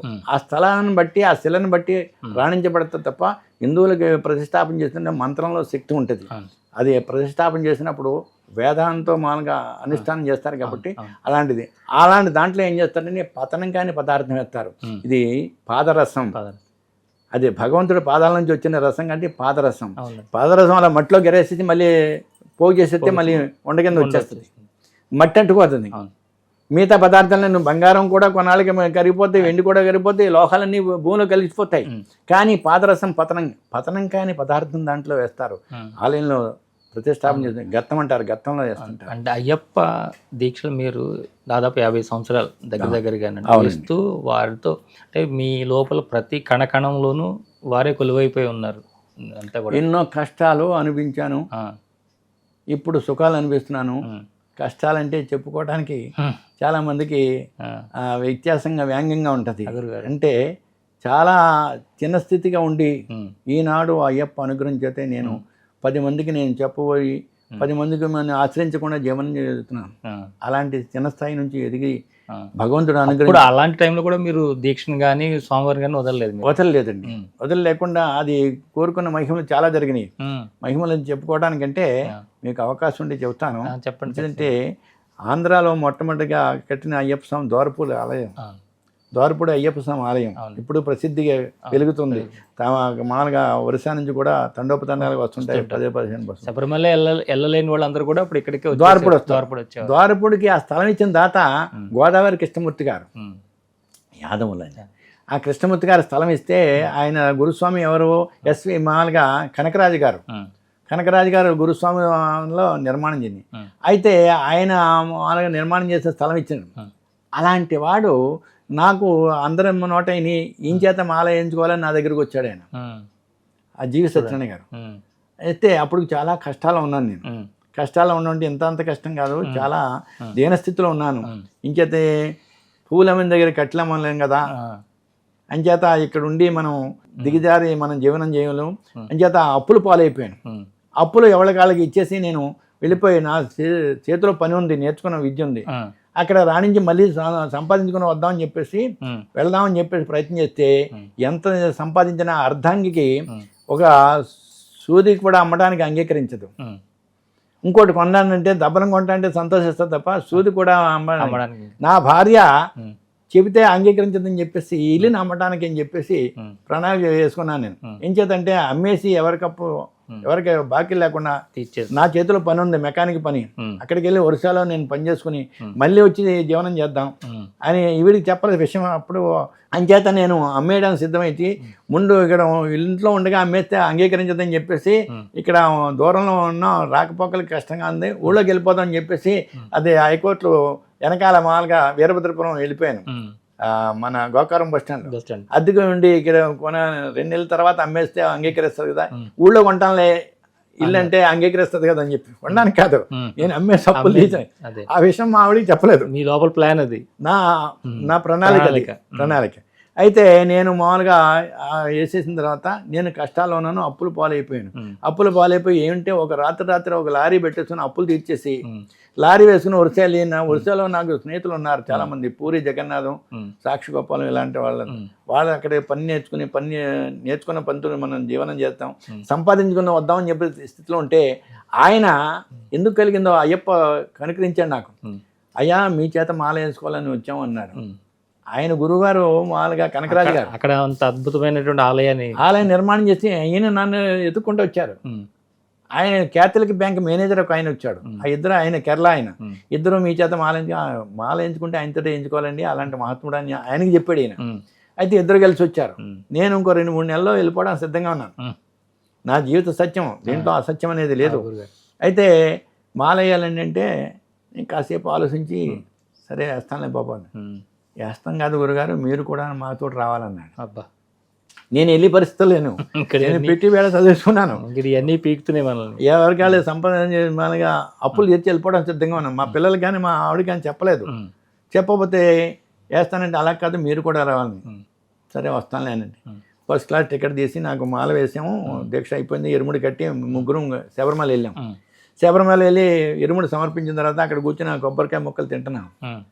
అయ్యా గురుగారు మీరు ఇంత సంవత్సరానికి వెళ్తున్నారు, అయ్యప్ప మహత్యం ఏంటి మీకు, అయ్యప్ప వల్ల ఏం జరిగింది చెప్పండి అన్న. మీరు క్వశ్చన్ వేసినట్టే ఆయన కూడా చేశాడు. నాయన చెప్పమంటున్నారు కాబట్టి చెబుతున్నాను. నేను ఎంత సంపాదించారన్నాడు. చాలా సంపాదించానండి. అది ఎంత ఉంటాను నేను, అమూల్యం అండి అన్నాను. అమూల్యం అంటే ఎంతంతో చెప్పండి అన్నాడు. అలా కాదండి ఎంత సంపాదించలేదు, అమూల్యం బాబు ఎంత అంటున్నారు కాబట్టి మీరు కుబేర్లు కోటీశ్వర్లు, మీరు నా చేత మాల ఎంచుకోవాలని నా దగ్గరకు ఎత్తుకుంటూ వచ్చారు, ఇంతకన్నా మహత్భాగ్యం నాకేమైనా కావాలి, నేను సామాన్యం. అది కాదండి డబ్బు ఎంత సంపాదించారో చెప్పండి అన్నాడు. మళ్ళీ ప్రశ్న వేశాడు. అయితే నాయన యథార్థం చెప్పమన్నారు కాబట్టి నేను కీర్తిని సంపాదించాను కానీ డబ్బును సంపాదించలేదు. ఇప్పుడు నేను మాల వేసుకుని మీతో వచ్చే పరిస్థితి కాదు. నేను స్కూటర్ కూడా అమ్మేసి ఇల్లు అమ్మేసి నేను లారీలో సామాన్ వేసుకుని వెళ్ళిపోవడం సిద్ధంగా ఉన్నాను అని అంటే, అయ్యయ్యో మీరు ఎంతో సంపాదించారు, ఇన్ని సంవత్సరాల నుంచి వెళ్తున్నారు, ఎంతో సంపాదిస్తున్నారు అనుకున్నాను, మీరు ఎంత దీనస్థితిలో ఉన్నారు, అసలు మాలేసుకుని మీతో వచ్చే పరిస్థితి కాదు, నేను 2-3 రోజులు వెళ్ళిపోతానంటే ఎందుకు వెళ్ళిపోతున్నారన్న. అప్పులు పాలైపోయాం బాబు, అప్పులు తీర్చి వెళ్ళిపోతున్నాను. ఎంత మీకు అప్పులు ఉన్నాయి చెప్పండి నేను ఇస్తానన్నాడు. అయ్యప్ప స్వామి కనుక ఆయనతో పలికించాడు. ఈ మహత్వం చెప్పుకోవడానికి ఎప్పుడు జీవితాంతంలో మర్చిపోకూడదు. సహాయం చేసిన ఆయన గ్లాసు మంచినీళ్ళు ఇచ్చిన వాళ్ళకి కూడా కృతజ్ఞత చెప్పాలి. ఎంత ఉంటే నేను 5 లక్షల రూపాయలు నేను ఇస్తాను మీకు. అదే నేను అన్నానని మీరు వద్దండి, నేను పని ఉంది చేసుకుని. అలా కాదండి, ఎంతోమందికి నేను వడ్డీకి వ్యాపారం ఇస్తుంటాను, మీలాంటి సజ్జనులకు ఇచ్చినట్టు నేను తృప్తి పొందుతాను, నా ద్రవ్యం అంచేత మీరు అప్పులు తెచ్చుకొని నాకు డబ్బు ఇవ్వండి, నాకు వడ్డీ వద్దు అని అంటే, సరే అయ్యప్ప అనుగ్రహించాడని చెప్పి రాగానే నా చేత మామూలుగా పత్రం కూడా లేదు, 5 లక్షలు ఇచ్చారని నేను వ్యాపారంలో అప్పులన్నీ తీర్చేసి వ్యాపారం కొనసాగించి 1 సంవత్సరంలో ఆయన అప్పులు తీర్చేసాను. అబ్బా, మళ్ళీ స్థిరపడ్డాను నేను. అయ్యప్ప మహత్తు. ఆయన వడ్డీ వ్యాపారం చేస్తుంటాడు, 4-5 సార్లు పరిశీలన చేస్తేనే కానీ ఆయన వడ్డీకి ఇవ్వడు అసలు. అలాంటి వాడు నాకు ఇచ్చి అయ్యప్ప అనుగ్రహం కటాక్షం లేకపోతే నేనెవరో ఆయన ఎవరో 5 లక్షల రూపాయలు ఇచ్చి నన్ను ఆదుకున్నాడు మహాత్ముడు. నేను అప్పుడు సుదృఢమైపోయి అప్పులు తీర్చి వడ్డీ వ్యాపారం డబ్బులు తీసుకుని కట్టడం అలా చేయడం, అది ఎంత పోయి పెరిగి పెద్దదైపోయి నేను ఎవరి దగ్గర చేజార్చకుండా ఉండే స్థితికి అయ్యప్ప అనుగ్రహం అలా కటాక్షం. నా పిల్లల్ని నా భార్యని పోషించుకుని ఈ సంపదటం కాబట్టి అయ్యప్ప అనుగ్రహం, అయ్యప్ప దయ వల్లే జరిగింది తప్ప ఆయన ఎవరు, ఆ కుబేరుడు ఆయన. కుబేరుడు వచ్చి నా దగ్గరకు వచ్చి మాల వేసుకుని అంత భాగ్యం ఉంది. అంచేత అయ్యప్ప మహిమలు ఎలాగ ఉంటాయి, చాలా మహిమలు ఉన్నాయి చెప్పడానికి. అంత కష్టంలో కూడా మీరు వాళ్ళు అడిగిన దాన్ని కాదనుకుంటా మళ్ళీ మీరు శబరిమల వెళ్ళడం వలన అదంతా కూడా వాళ్ళు ఈ పరీక్ష అదంతా పరీక్ష పెట్టాడు, నిలబడ్డాన్ని మిమ్మల్ని పరీక్షించాడండి. అలాంటిది పరీక్షలో నేను వెళ్తుంటే ఈ ప్రతి సంవత్సరం వెళ్తుంటే మామూలుగా ఈ ఆభరణాలు ఇవన్నీ కలిపి వాళ్ళ శిష్యులతో వెళ్తుంటే మామూలుగా రాజమండ్రి నుంచి బయలుదేరి పొద్దున్నే మామూలుగా ట్రైన్ ఎక్కాం.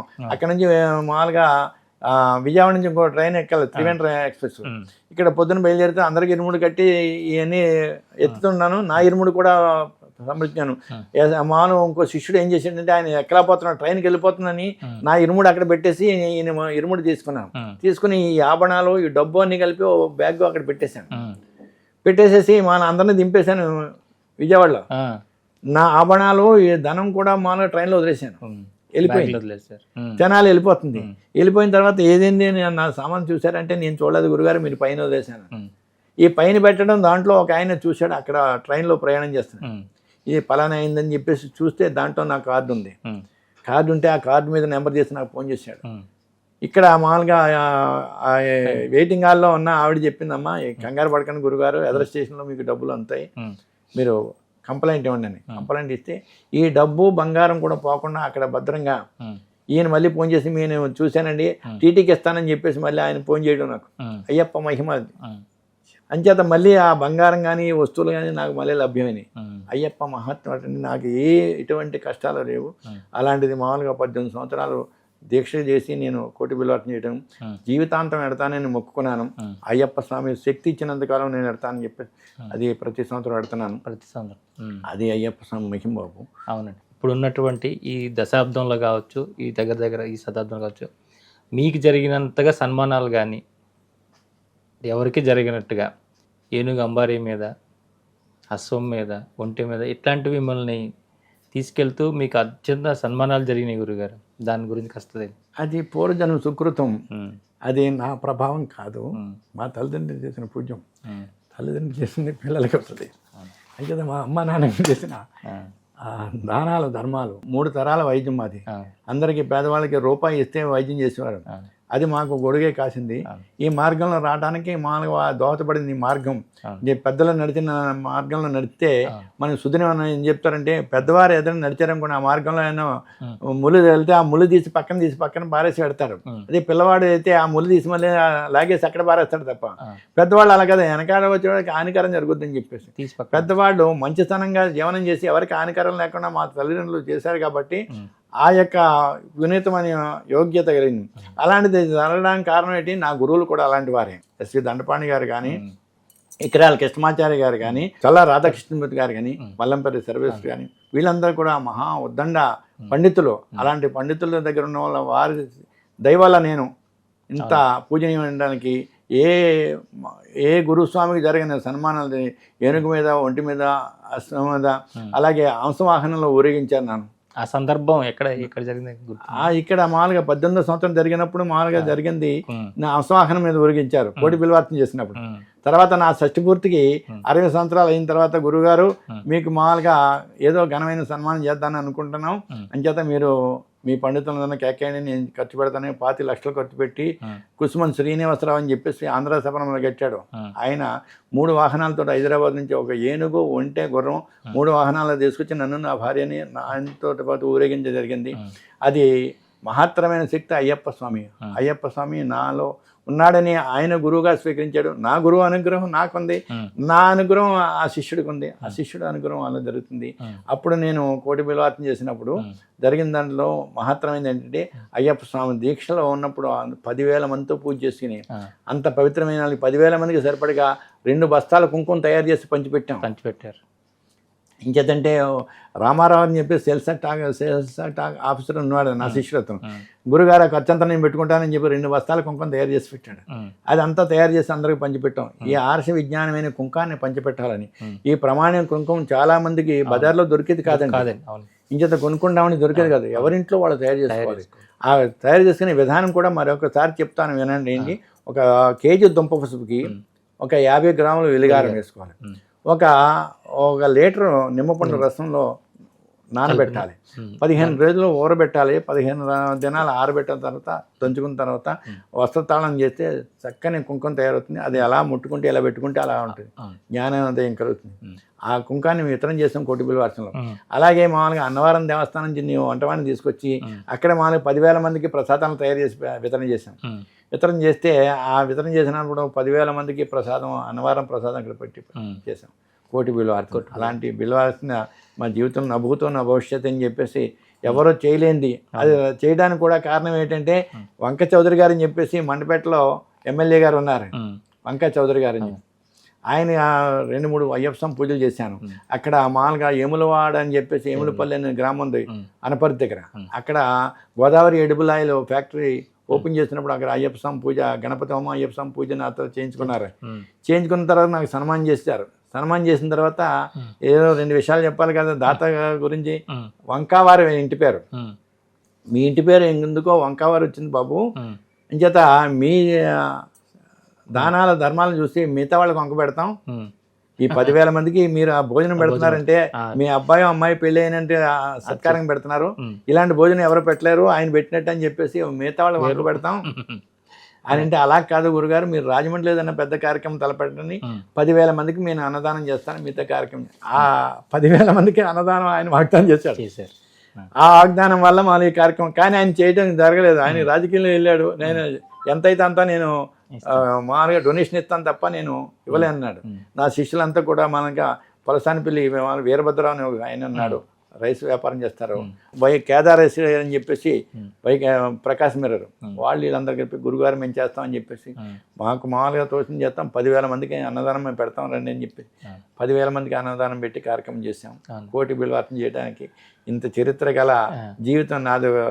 ఆ గమ్యం అంతా కూడా ఒక చరిత్ర లాంటిది. అవును. అంటే ఊరుగారు ఇప్పుడు మీరు ఉన్నటువంటి మార్గము, ఇప్పుడు అయ్యప్ప దీక్షలు చేస్తూ వారిని అయ్యప్ప కొండకు తీసుకెళ్తూ అయ్యప్ప భజనలతోనే అయ్యప్ప గీత ఇవన్నీ చేస్తున్న మీకు మాస్టర్ ఈకే గారితో మరి ఎట్లా అది ఎలా కుదిరింది ఆ శిష్యరికి? ఈ అయ్యప్ప దీక్ష కన్నా ముందు నాకు విక్రాల కృష్ణమాచారి గారి పునీతం అయ్యింది, భారతదర్శనం అయింది. ఏం చేద్దంటే మేము మోటార్ ఫీల్డ్ కదా, మాది మామూలు బస్సులు మామూలు మెకానిక్ చేస్తున్నాం. అప్పుడు మా అన్నయ్య గారు tourist supplier Gokaram bus stand. అప్పుడు బస్సులు చాలా కేరసిటీగా ఉన్నాయి. కొత్త శాస్త్ర బుక్ చేయాలంటే 1,05,000 రూపాయలు లేలండి శాసం బుక్ చేయంటే ప్రసాద్ గారు అని చెప్పేసి ఒక ఏజెంట్ ఉండేవారు అని విజయవాడ. ప్రసాద్ గారు కృష్ణమాచారి గారి శిష్యుడు. ఆయనకి ఎంతో కొంత 5,000 10,000 మేము లంచం ఇచ్చి మేము ఇది తీసుకుందాం అని వెళ్తే నాకు అలాంటివి ఏం వద్దు, మాస్టర్ పుస్తకాలు తీసుకోండి అని చెప్పేసి ఆయన 500 రూపాయలు తీసుకుని ఆ పుస్తకాలు ఇచ్చారు. విక్రాల కృష్ణమాచారి గారి పుస్తకాలు మేము చదవడం జరిగింది. అప్పటి నుంచి ఆ ట్రస్ట్లో మేము సభ్యులయ్యాం. వేద పాఠశాల అని చెప్పేసి దానమపేటలో పెట్టాం. మా చల్ల రాధాకృష్ణమూర్తి గారు ఇంటి ఎదుర్కొంటాను వేద పాఠశాల. అక్కడ అందరూ చదువుకోవచ్చు అని మాకు నేర్పారు. మా పిల్లలు కూడా చదువుకున్నారు. మా పిల్లలందరూ కూడా 5-6 సంవత్సరాలు శబరిమల వచ్చిన వాళ్ళే. మా అమ్మాయి పేరు కూడా మా గురుగారు పెట్టిందే మణికంఠ అని చెప్పేసి. అంచేత అప్పుడు నేను కృష్ణమాచారి గారి ట్రస్ట్లో జగద్గురుపీఠంలో మేము చేరడం జరిగింది. అప్పుడు మేము కనీసం వేదం చదువుకోవడానికి కూడా మధ్యకాలంలో నేర్చుకున్నాం. చిన్నప్పుడు బాల్యం నుంచి లేదు చదవడానికి. లేకపోతే ఆయన సామూహికంగా చదివితే కంఠస్థం అవుతుందని చెప్పేసి అందరికీ మాకన్నా చిన్నపిల్లలు చెప్తుంటే వాళ్ళు పాఠం వేద పాఠం అని ఏంటంటే 54 పన్నాలు ఉంటాయి. ఒక్కొక్క పన్నం చెప్తే మన్నాడు పాఠం అప్పచెప్తే 2వ పాఠానికి వెళ్ళాలి. చూసేది కాదు. మేము అప్పచెప్పలేము. మధ్యకాలంలో వెళ్ళాం, మధ్య వయసులో ఉన్న వెళ్ళాము మేము అప్పలే. కానీ మామూలుగా మా స్నేహితులు ఒక ఆయన ఉండేవాడు. ఆయన పిల్లలు చిన్నపిల్లలు వెంటనే మన్నాడు కంఠస్థం చేసి ముఖస్థ పాఠం చెప్పేవారు. పాఠం చెప్తే శ్రీదేవి సనత్ కుమార్ ఇద్దరు ఉండేవారు. పాఠం చెప్పితే 2వ పాఠం వాళ్ళతో సామూహికం చదవడంతో మేము వేదం నేర్చుకోవడానికి మార్గం అయింది తప్ప మధ్యలో ప్రవేశించిన బాల్యంలో నేను నేర్చుకోలేదు. నేను అలా ఈకే గారి సంస్థతో వారితో అనుబంధం జరిగింది. వికే గారిని తీసుకొచ్చి ఇక్కడ సన్మానం చేసింది మేము కార్యక్రమం చేసాం. ఇక్కడ వారితో సంభాషణ అది అంతే సాధన ఏమన్నా తీసుకున్నారండి వారు ఇచ్చేసి? విక్రాల కృష్ణమాచారి గారు ఆశీస్సులతోటి మేము వెళ్ళడం జరిగింది. ఆయన విశాఖపట్నం కూడా విశాఖపట్నం వెళ్ళి మేము దీక్ష తీసుకుని అప్పటి నుంచి మొదలు పెట్టాం. విక్రాల కృష్ణమాచారి గారు ముందు ప్రథమం ఆధ్యాత్మ జీవనానికి నాంది. చాలా రాధాకృష్ణ గారు దగ్గర వేదం నేర్చుకోవడానికి కారకులు వారు. జగద్గురుపీఠం అని చెప్పేసి దానవపేటలో పెట్టాము. కస్తూరి వెంకటరత్నం గారని ఆయన ఇంట్లో మేము వేద పాఠశాల పెట్టారు. అందరూ నేర్చుకోవచ్చని, అందరికీ వేదం నేర్పాలనే దాన్ని తీసుకొచ్చారు కదండి వారు. ఇక్కడ కృష్ణమాచార్య మంచిది, అందరికీ అధికారం ఉంది. వేదం చదవడానికి మామూలుగా బ్రాహ్మణ కులం అంటే కాదు, ఎవరైతే ఆచరించిన వాళ్ళందరూ కూడా అర్హులే అని చెప్పేసి. ఎవరైతే తడి మడి అనే పదార్థం ఉంటుంది, మడిగా అంటే మామూలుగా ఆరబెట్టిన వస్త్రం అంటే మనం చాలా మంది తెలుగు కార్తీక మాసం వస్తుంది, దేవాలయంలోకి వెళ్తే గోదావరి స్నానం చేస్తాం, స్నానం చేసి శుచిగా ఉన్నాం అని చెప్పేసి ఎవరిని అంటుకోకుండా మనం తడి బట్టలతో దేవాలయంకి వెళ్ళిపోతాం. అలా వెళ్ళకూడదు. ఎలా వెళ్ళాలంటే మడిగా వెళ్ళాలి. మడి అంటే ఆరవేసిన వస్త్రం. మడి బట్ట కట్టుకున్న వాళ్ళందరూ కూడా అర్హత పూజ చేసుకోవడానికి మడి. అందుకే చాకల వాళ్ళని మడియలు అంటారు. మడియలు అనడానికి అర్థం ఏంటి? ఆరవేసి బట్టలు తెస్తారు కనుక.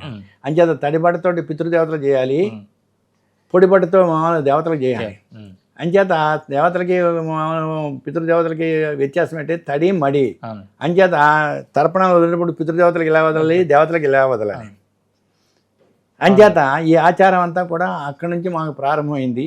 కృష్ణమాచార్య గారు చెప్పడం, వారి ప్రసంగాలు వినడం, ప్రసంగాల్లో ప్రభావితం అవటం, వారిలో కొన్ని అంశం మేము తీసుకుని వారి అనుగ్రహం చేతే మేము గురువు స్థాయిలో ఎదగటం జరిగింది. అవునండి. అంటే మీ లోపల ఈ జ్ఞానం అంతా మీ లోపల ప్రవేశించడానికి కేవలం మీరు చదివిన గ్రంథాలు ఇది నేర్చుకున్నదేనండి, లేదు మీరు దైవంతో ఉండడం వల్ల ఇదంతా మీ లోపల ప్రవేశించిన గ్రంథాల యొక్క పఠనం వల్లే. గ్రంథాధ్యయనం చేస్తే దాంట్లో ఇప్పుడు కూడా నేను 2-3 గంటల దాకా 12 గంటల దాకా చదువుతూనే ఉంటాను. దాంట్లో సారాంశమే గ్రంథాల పఠనం వల్లే జ్ఞానం ఉంటుంది. గురువు కటాక్షం కూడా ఉంటుంది. అంచేత గురువు కానీ దైవానికి కానీ నమస్కరించినప్పుడు కళ్ళజోడు తీసి నమస్కారం పెట్టాలి. ఈ బురుగిటి యందు వారి కటాక్షానికి ఆటంకం కలిగిస్తుంది. గురువు అనుగ్రహం ఉంటేనే ఇంత స్థాయికి ఎదిగాను. అంచేత ఆ స్థాయికి ఎదగడానికి కారకులు ఎవరో గురువులో నాకు. ఆ గురువు అనుగ్రహించేత ఈ గ్రంథాలను అధ్యయనం చేయటం, దానికి అన్వయం చేసుకుని ఓహో మా గురువు గారు చెప్పిన మంత్రం ఇది, దీంట్లో ఉన్నది, దీంట్లో ఎంత మహిమ ఉన్నది అని తెలుసుకోవడానికి గ్రంథాలు తోడ్పడతాయి. గురువు కటాక్షం ఉండాలి. అంచేత గురువు లేని విద్య గుడ్డి విద్య. గురువు అనుగ్రహం చేత మేము ఈ స్థాయికి ఎదగడం జరిగింది. వారు మహాత్ములు. శ్రీ సన్నిధిలో మేము ఈ సంభాషణ చేసే ఒక చిన్నది ఒకటి ఉండిపోయింది గురుగారు. అంటే మనం ప్రతిరోజు వింటున్నటువంటి ఈ శుక్లాంబరధరం అని మనం ఘంటసాల గారు మనకి ఏదైతే అందించారో దానిలో ఒక చిన్న తప్పు గురించి మీ గురువుగారు చెప్పారని గతంలో మనం ఒకసారి మీరు చెప్పింది అవుతుంది. 12 భాషల నిష్ఠాతులు చల్లా రాధాకృష్ణమూర్తి గారంటే ఆయన 100 మంది మాల పఠం చేస్తుంటే ఎవరు మాల ఉదాత్తం అనుదాత్తం స్వరం తప్పు చెప్పారో పట్టుకోగలిగే శక్తి. అంటే స్వరానికి మామూలుగా వేదానికి ఉదాత్తం అనుదాత్తం ఉంది. మంత్రాన్ని పైకెత్తాలి, కిందకి ఎత్తాలి, సమానంగా నడపాలి. దాంట్లో ఎవరు తప్పు చెప్తున్నా 100 మంది పఠనంలో కూడా పట్టుకుని అంత ప్రాజ్ఞలో చల్లా రాధాకృష్ణమూర్తి గారు. అలాంటిది ఘంటసాల వెంకటేశ్వరరావు గారు ఈ ప్రార్థనలో అనేక దంతం శుక్లాంబరధరం విష్ణు శశివర్ణం చతుర్భుజం అనేక దంతం భక్తానం ఏకదంతం ఉపాసన. అనేక దంతం అన్నారు. అనేక దంతం అని నువ్వు తప్పు చదివాను అని చెప్పేసి చల్లా రాధాకృష్ణ గారు అప్పుడు 5 పైసలు ఉత్తరం రాసి పడేశారు. అయితే ఘంటసాల గారు చదివిన తర్వాత చెప్పారు, అయ్యా క్షమించండి, నేను రాగాలాపంలో తప్పుగా పాడేశాను, ఇప్పుడు హెచ్ఎంవి రికార్డ్ అయిపోయింది, నేను సరి చేసుకోలేను, క్షమించండి అని చెప్పేసి. అంటే అనేక దం తం భక్తానం, అనేక దంతం దగ్గర ఆపకూడదు. అనేక దం ఎన్నో కోరికలు ఇచ్చేవాడా, ఏకదంతం ఉపాస్మహి ఒక దంతం గలవాడిని నేను ఉపాసిస్తుంది. అనేక దంతం అంటే ఘంటసాల గారు పాడారని ఇప్పుడు భజంపరులు అందరూ కూడా అదే పాటలో వెళ్తున్నారు. విద్వాంసులు అన్న వాళ్ళందరూ కూడా అనేక దం తం భక్తానం, నీ యొక్క భక్తుడిని నేను ఉపాసన చేస్తున్నానని అంత ప్రాజ్ఞుడు చల్లా రాధాకృష్ణ గారు. అది ఘంటసాల గారు కూడా పట్టుకోవడం జరిగింది. ఉషశ్రీ గారు కూడా మాట్లాడుతుందే ఇతరత్ర అనే సంభాషణలో అలా మాట్లాడకూడదని చెప్పేసి ఆయనకు ఉత్తరాలు వేసేవాడు. ఆయన కూడా షష్ఠపూర్తి కార్యక్రమానికి వచ్చిన తర్వాత ఆయన చెప్పాడు, నేను ఎప్పుడైనా మైక్లో రేడియోలో మాట్లాడాలంటే భయపడుతుంటాను, మన్నాడు ఉత్తరం వస్తుందని భయపడతాను, ఎవరిదే చల్లా రాధాకృష్ణ గారిదే అని ఉషశ్రీ గారు కూడా సభలో చెప్పారు. అంత ప్రాజ్ఞులు మా గురువు గారు. మీరు ఎన్ని భాషల్లో? మా గురుగారు 12 భాషలు మాట్లాడడం రాయటం. నేను రాయటం చేయలేను కానీ మాట్లాడడం 6 భాషల్లో మాట్లాడారు. 6 భాషలు తమిళం, తెలుగు, సంస్కృతం, హిందీ, ఇంగ్లీషు, మాతృభాష తెలుగు. ఇప్పుడున్నట్టు మన సనాతన సాంప్రదాయంగా మనం ఏదైతే అనుకుంటామో దీనికి ముఖ్యము గృహస్థాశ్రమం అంటారు గురువు. ఇది నిలబడడానికి కారణం గృహస్థాశ్రమంలో దంపతులు అంటే వివాహం క్రతువు దగ్గర నుంచి వారు ఏ విధంగా జీవించాలనేది మనకు ఒకసారి చెప్తారేమో. ఇది మానవ జన్మ అనేక జన్మల కన్నా ఉత్తమోత్తమైన జన్మ మానవ జన్మ. 84 లక్షల జీవరాశుల్లో కడపడి జన్మ మానవ జన్మ. గురుగారు దుర్లభం జగద్గురు శంకరాచార్యులు చెప్పారు ఇలాంటి జన్మల. ఈ జన్మలో ఏమిటంటే ధర్మము, ఇది మంచి ఇది చెడు తెలుసున్న జన్మ. బుద్ధినిచ్చాడు భగవంతుడు. బుద్ధియుక్తంగా జీవించడానికి మార్గం మానవ జన్మ. ఈ మానవ జన్మలో అర్ధాంగి అని మనకు ఒక భార్యని ఇచ్చారు. అంటే మమ ఆకారం మమకారం. మమకారం అంటారు కదా, మమ ఆకారమే. మన కలిని పిల్లలు అంటే మన ఆకారమే. అంచేత ఆ పిల్లల వల్ల తరిస్తారు. అంచేత మనం రుణపడి ఉంటాం. అంటే దేవరుణం, ఋషి రుణం, పితృ రుణం. ఈ రుణాలు 3 రుణాల్లో మొట్టమొదటిగా మనగా ఈ రుణాన్ని తీర్చుకోవడానికి సంతానం వల్ల మనం రుణం విముక్తి అవుతాం. అంచేత పిల్లల్ని కనాలి, కని సాత్వికం చేసి వాళ్ళ ద్వారా తరించాలి. అంచేత అర్ధాంగిగా మనం ప్రమాణం చేస్తుంటాం వివాహ సమయంలో. ధర్మ అర్ధ కామ్య మోక్ష చతుర్విధ. మనం కామం అంటాం, కామం అనకూడదు. ధర్మ అర్ధ కామ్య. కామ్య అంటే కోరికలు, కామం అంటే మనం అనుభవించేది. ధర్మార్థ కామ్య మోక్ష చతుర్విధ ఫల సంకల్పం చెప్పుకోవాలి. మనం కామం అంటారు, కామ్య అంటే కోరికలు. సంకల్పం చెప్పించే దగ్గర తప్పు చెప్పించేస్తారు, చెప్పిస్తారు సార్. ధర్మార్థ కామ కాదు, కామ్య కోరికలు. ఈ అర్ధాంగ వల్ల నేను సిద్ధింపజేస్తాను.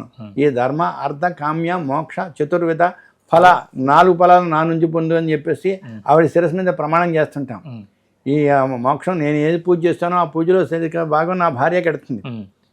అంచేత ఈ భోగాలన్నీ కూడా అనుభవించడానికి నేను సకభాగం ఇస్తున్నానని చెప్పేసి ప్రమాణం చేశాం. అర్ధాంగిక సింహభాగం. ఈ అంగి లుంగి అని పదాలు అక్కడ నుంచి వచ్చినాయి. అర్ధాంగి అంటే శిరక భాగం. ఈ పైనుంచి కింద దాకా అంగి, ఈ లుంగి, ఈ అర్ధాంగి. ఆ భాగంతో భార్యకి ప్రమాణికం చేశాం కాబట్టి ఆవిడతో మనం తరించడానికి, ఈ సంతానం కానీ ఆ రుణ విముక్తి చేసుకోవడానికి. మన పితృదేవతలు బిడ్డలను కానీ వాళ్ళు విముక్తి పొందారు.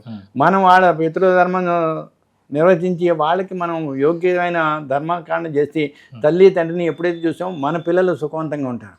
వాళ్ళని ఎప్పుడైతే నిర్లక్ష్యం చేసామో మనం నిర్లక్ష్యం పడతాం. రేపు కూడా మనకు అదే స్థితి వస్తుంది. గమనించండి, మా అమ్మని నాన్నని నేను చూశాను కాబట్టి నేను యోగ్యత స్థితి ఉంది. నేను వాళ్ళని చూడలేదనుకోండి, నేను ఆ వ్యవస్థ పాడైపోతుంది. అంచేత మనం తరించాలంటే మన బిడ్డల్ని మనం ఎలా చూస్తాం, మన తల్లిదండ్రులు కూడా అలా చూడాలి. అంచేత అలా చూడడానికి ఏంటి అర్ధాంగి ఇచ్చారు. ఈ కామ మోక్షం పొందడానికి అర్ధాంగి. అంచేత అతిథి దేవో భవ. మా ఇంటికి వచ్చారు, నా భార్య ఉంటేనే అతి భాగ్యాలు చేయడానికి అర్హత ఉంటుంది. లేకపోతే ఎవరు ఇంటికి వెళ్ళాలి, ఇంటికి దీపం వెలుగుతూనే వెళ్ళాలి, ఇది లేకపోతే శూన్యం. ఇల్లాలు ఉంటేనే ఇది వెలుగు. అంచేత ఈ సంతానం అనేది కనీతర తరించడానికి, ఈ తరించడానికి చేసి అన్ని మోక్షాలన్నీ కూడా యోగ్యత సంసారం అన్నారు. దీంట్లో ఒక ఎక్కడో ఉంది, దాగి ఉంది సంసారం. ఇది అదే అనడానికి ఎవరు ఇది అని చెప్పడానికి లేదు. సంసారం అంటే అది దాంట్లో తరించడానికి. అంచేత ఈ తరించడానికి అనేక రకాల హిందువులకి మామూలుగా కళ్యాణంలో చెప్తుంటారు. ఆ సంసారం తరించడానికి ఒక నామ, ఆ నామ లాంటిది మనం ప్రయాణం చేయాలి. అది మునిగిపోకుండా సముద్రంలో ప్రయాణం చేయాలి, మునిగిపోకూడదు. ఈ సంసారాన్ని, నీ పిల్లల్ని, ఈ సంసారాన్ని నువ్వు మామూలుగా సర్దిద్దుకోవాలి. భార్యకి హానికరం లేక బిడ్డల్ని సంరక్షించుకొని జీవనం చేయాలి, మునిగిపోకుండా ఉండాలి. అది అనార్థం చేసి సంపాదించామనుకోండి, అది పిల్లలకు కూడా కొట్టుబడుతుంది. అంచేత సన్యాసుల కన్నా సంసార జీవితం చాలా శ్రేష్టమైంది. అంచేత తల్లి కన్నది కాబట్టి మనం ఇన్ని కార్యక్రమాలు. సన్యాసిగా ఉంటే ఏం ప్రయోజనం? సన్యాసులు కూడా మనం ఆదరించి మనం పోషించాలి. అది బాధ్యత సంసారికి ఉంది, అది గృహస్థుకు ఉంది. ఈ గృహస్థ ధర్మంలో ప్రథమ ధర్మం ఏంటి? ఈ మానవ ధర్మంలో మామూలుగా వివాహం చేసుకుని భార్యతో సుఖిస్తూ 10 మందికి హానికరం లేకుండా చేయాలి. అందుకనే అంశలాగా జీవించంటారు. కాకిలా కలకాలం జీవించే కన్నా అంశలాగా 6 మాసాలు జీవించిన చాలంటే. అంశ ఏంటంటే అనేక రకాలైన నదిలో ఎప్పుడో జీవనం చేయాలి అంశ. కానీ అంశకుండే పరిజ్ఞానం ఎవరికి లేదు. మనం ఇన్ని కనిపెట్టాం, ఈ యంత్రం కనిపెట్టాం, ఇది కనిపెట్టాం అంటారు. ఆ పదంలో అర్థం ఉంది. కనిపెట్టాం. కనిపెట్టడం, కనడం లేదు, పెట్టడం లేదు. కన్ను పెట్టాం. ఈ యంత్రాల పూర్వం ఉన్నాయి. ఇక్కడ దృశ్యాలు అక్కడ కనిపించే పూర్వం ఋషులు కూడా గమనించారు. ఆ దృశ్యాన్ని ఇక్కడ ఉన్న దృశ్యం అక్కడ చేసేవారు. ఇది కనిపెట్టాం, ఈ వస్తువు అన్నది. కానీ ఆ పదార్థం మాటలో ఏం చేశారంటే దాగి ఉంచారు. కనిపెట్టాం. ఇన్ని కనిపెట్టారు. అన్ని రకాల యంత్రాలు పూర్వం రేడియోలు ఉండే, రేడియో తర్వాత మామూలుగా టీవీలు వచ్చినాయి, టీవీ తర్వాత ఈ వీసీఆర్లు వచ్చినాయి, తర్వాత రకరకాల అన్నీ పోయినాయి. ఇప్పుడు మామూలుగా సెల్ ఫోన్ వచ్చినాయి.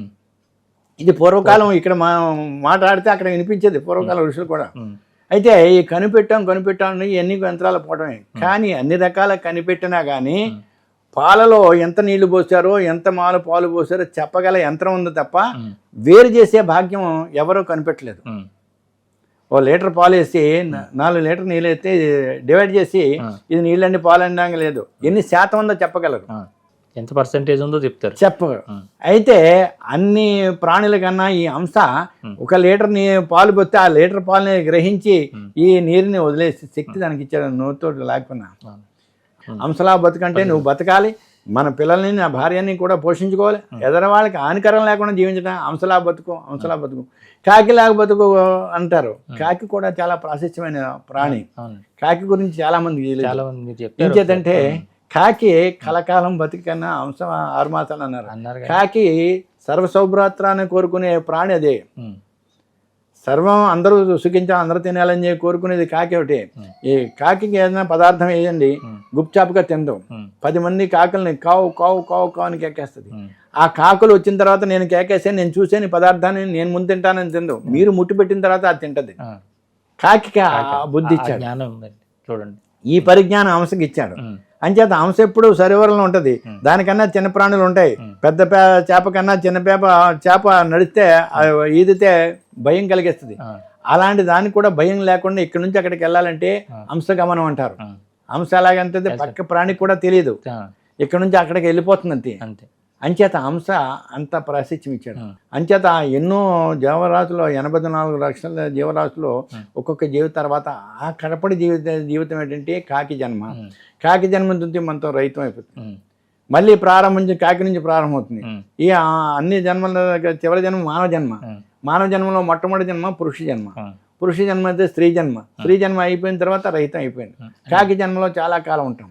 ఈ కాకి సర్వ సౌభ్రాత్రాన్ని కోరుకునే ప్రాణి ఏదంటే కాకి. అంచేత కాకి చాలా కాలం ఉంటుంది. హంసగా 6 మాసాలని జీవితనే. అంటే ఈ దేహాన్ని వదిలేసిన తర్వాత మళ్ళీ తీసుకునేది మొదటి జన్మ కాకి జన్మగానే ఉంటుంది. కాకి జన్మ ఉంటుంది. ఒక్కొక్క ప్రాణి తర్వాత అలాగ మారి శిలా రూపంలోకి దేవతా రూపంలోకి వచ్చి ఆ శిలల విగ్రహాల్లో రాతిగా ఉన్నప్పుడు ఆ జన్మ సుదినం అయితే మనం తల్లిదండ్రులను ఎలా అయితే మనం పోషించామో సుదినమైన జనం చేస్తాము. ఆ పుణ్యం వల్ల ఏమవుతుంది, మంచి రాయిగా ఉంటుంది, మంచి కర్రగా ఉంటుంది. ఆ కర్ర పూజనీయం అవుతుంది.